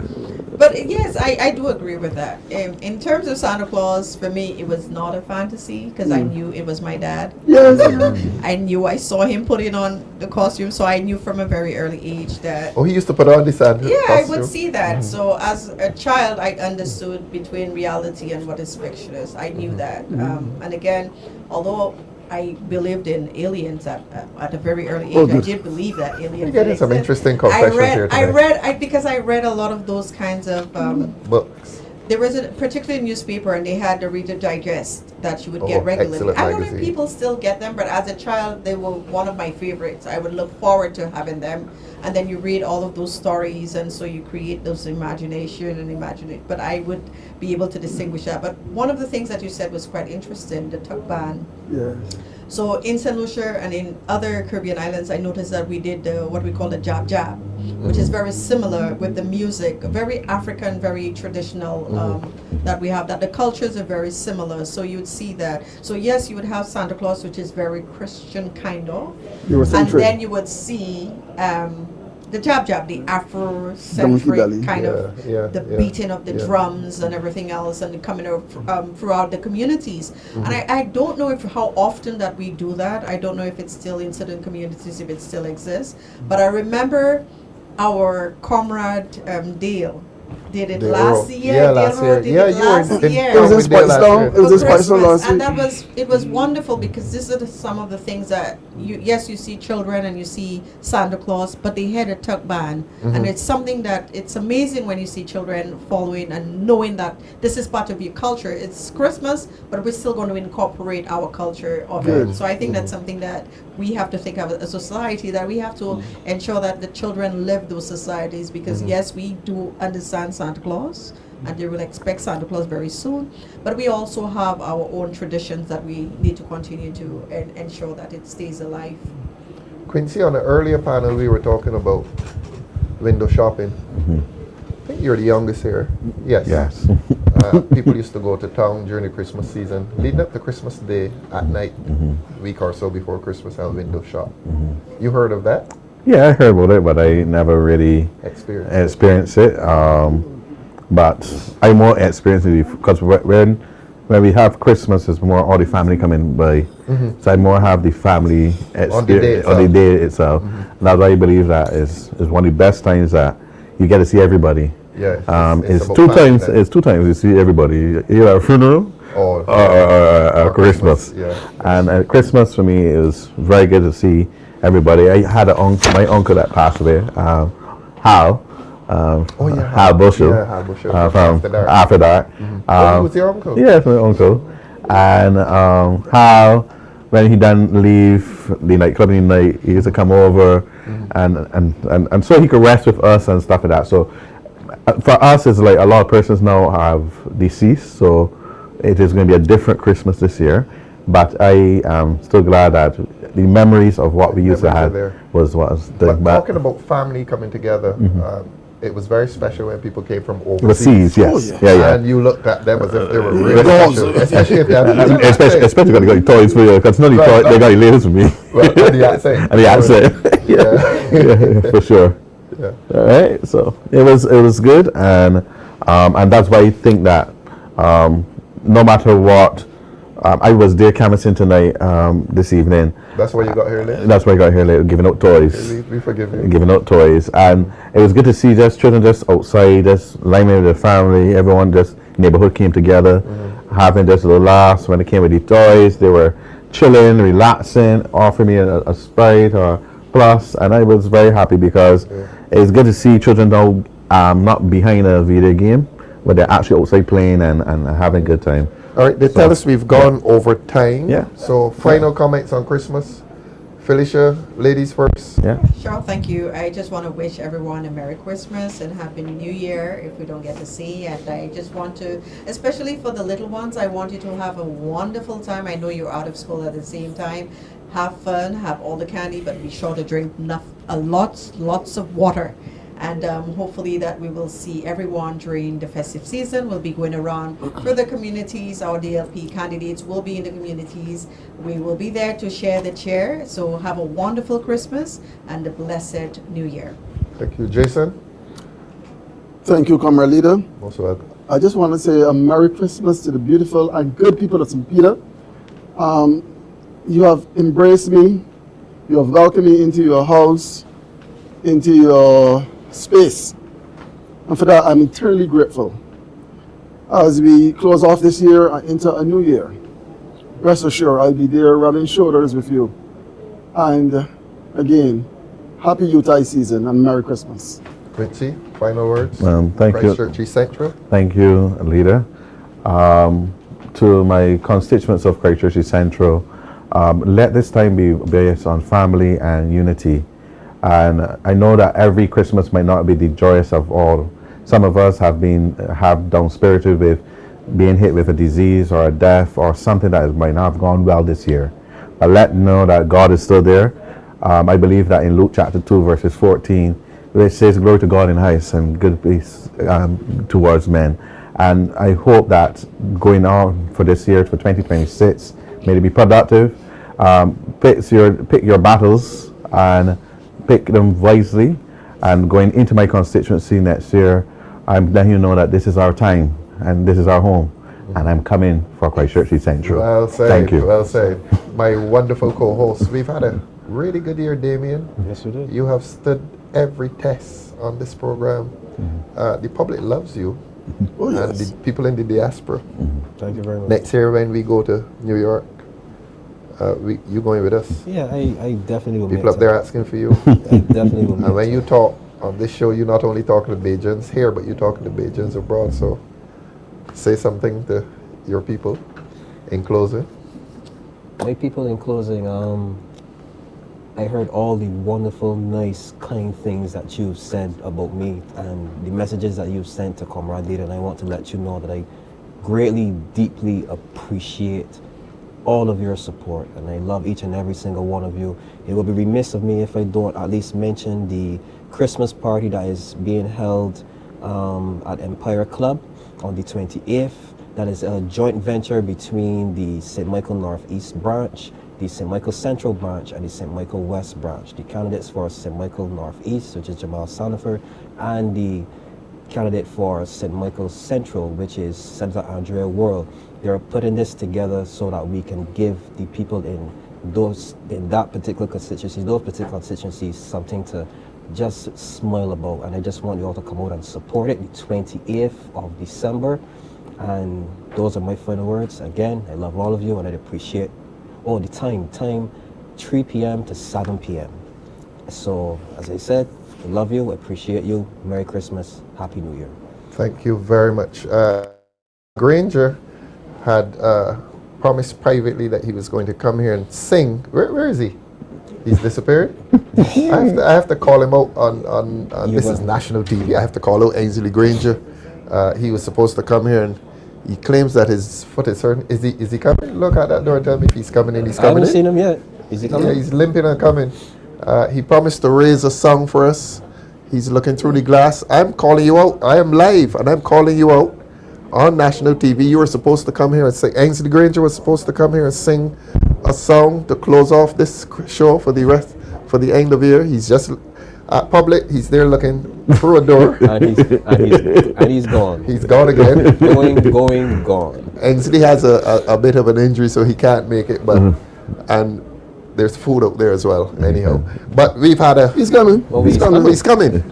I can sing. He's coming to sing. I can sing too, you know. You can sing as well. Yeah, Well, yeah. you and Ainsley will. Yeah. Ah, here he comes. Yeah, he like boss. The voice.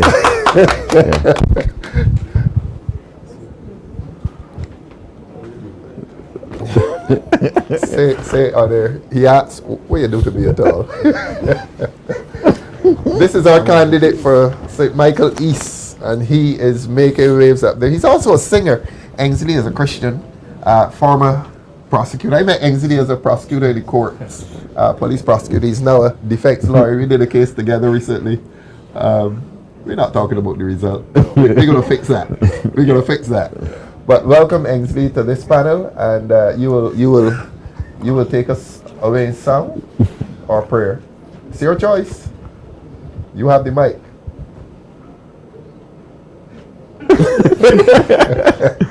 Good night, viewers. It's good to be back on DLP TV after being out for, as the young people say, for a minute.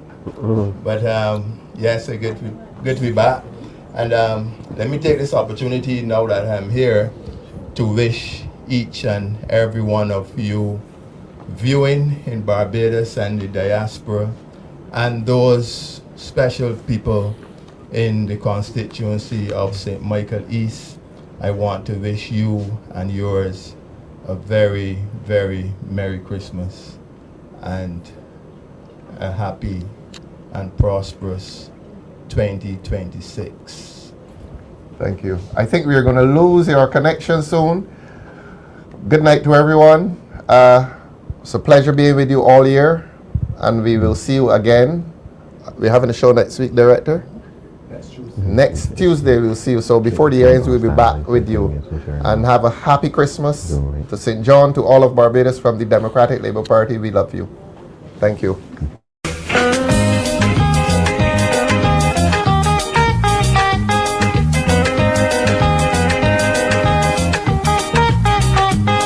Somebody better talk to Vera. I want them talk that she fast. Tell the girls stop harassing me and let me be when I pass. She been begging me all through the year, and she would until she waits. Now it's getting near the Christmas. She here telling me where this place. Why you got to give me for Christmas? Give me anything you can spare. Why you got to give me for Christmas? Help me have a happy day. Why you got to give me for Christmas? I need something from you. Give me something for Christmas, boy, and I'll give you something too.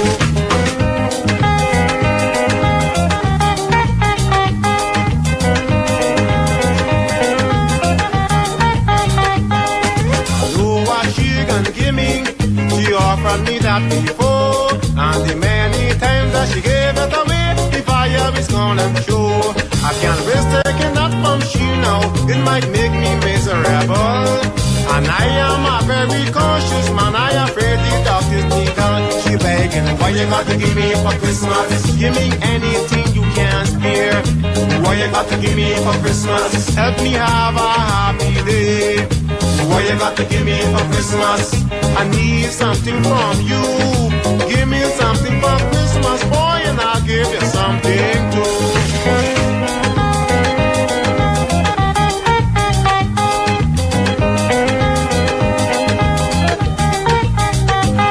From January to December, the girl on her begging spree.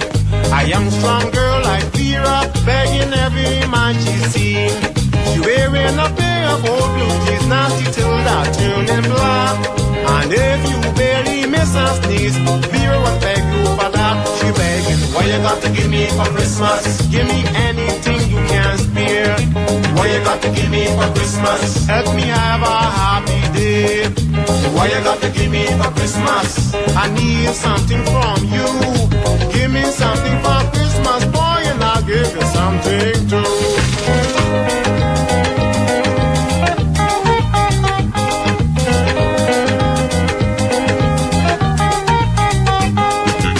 She wants something for Christmas. She better get a job. Don't stand up around the corners looking for men to rob. You might try to rob the wrong man by using she dirty tricks and spend Christmas in the hospital with a lot of Christmas cakes. She begging, what you got to give me for Christmas? Give me anything you can spare. What you got to give me for Christmas? Help me have a happy day. What you got to give me for Christmas? I need something from you. Give me something for Christmas, boy, and I'll give you something too. She begging, what you got to give me for Christmas? Give me anything you can spare. What you got to give me for Christmas? Help me have a happy day. What you got to give me for Christmas? I need something from you. Give me something for Christmas, boy, and I'll give you something too. She begging, what you got to give me for Christmas? Give me anything you can spare.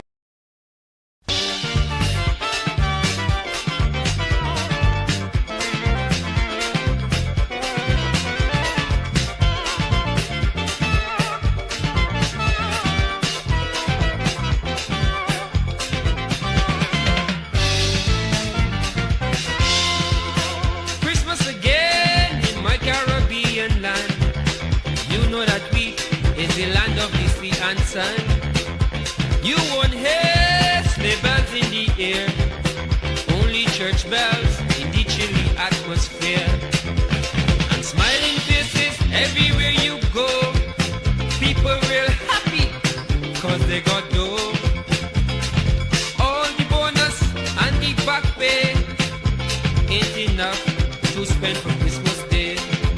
We repair the house for Christmas, we change the curtain for Christmas, we bring in carpet for Christmas. Christmas is the deadline for everything. We making job for Christmas. We think about love for Christmas. We kiss and we hug for Christmas. On this blessed day, this is what it means.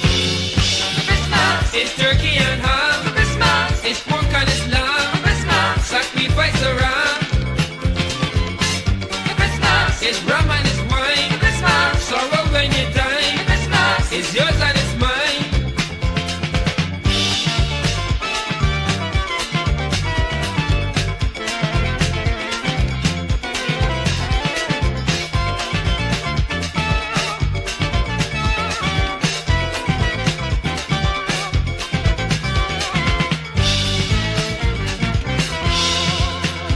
It is Christmas, we working for all year long. When December comes, we singing happy song. Had not for Christmas what we would do. We won't have no deadline to work up to. We do things we haven't done all year long, like going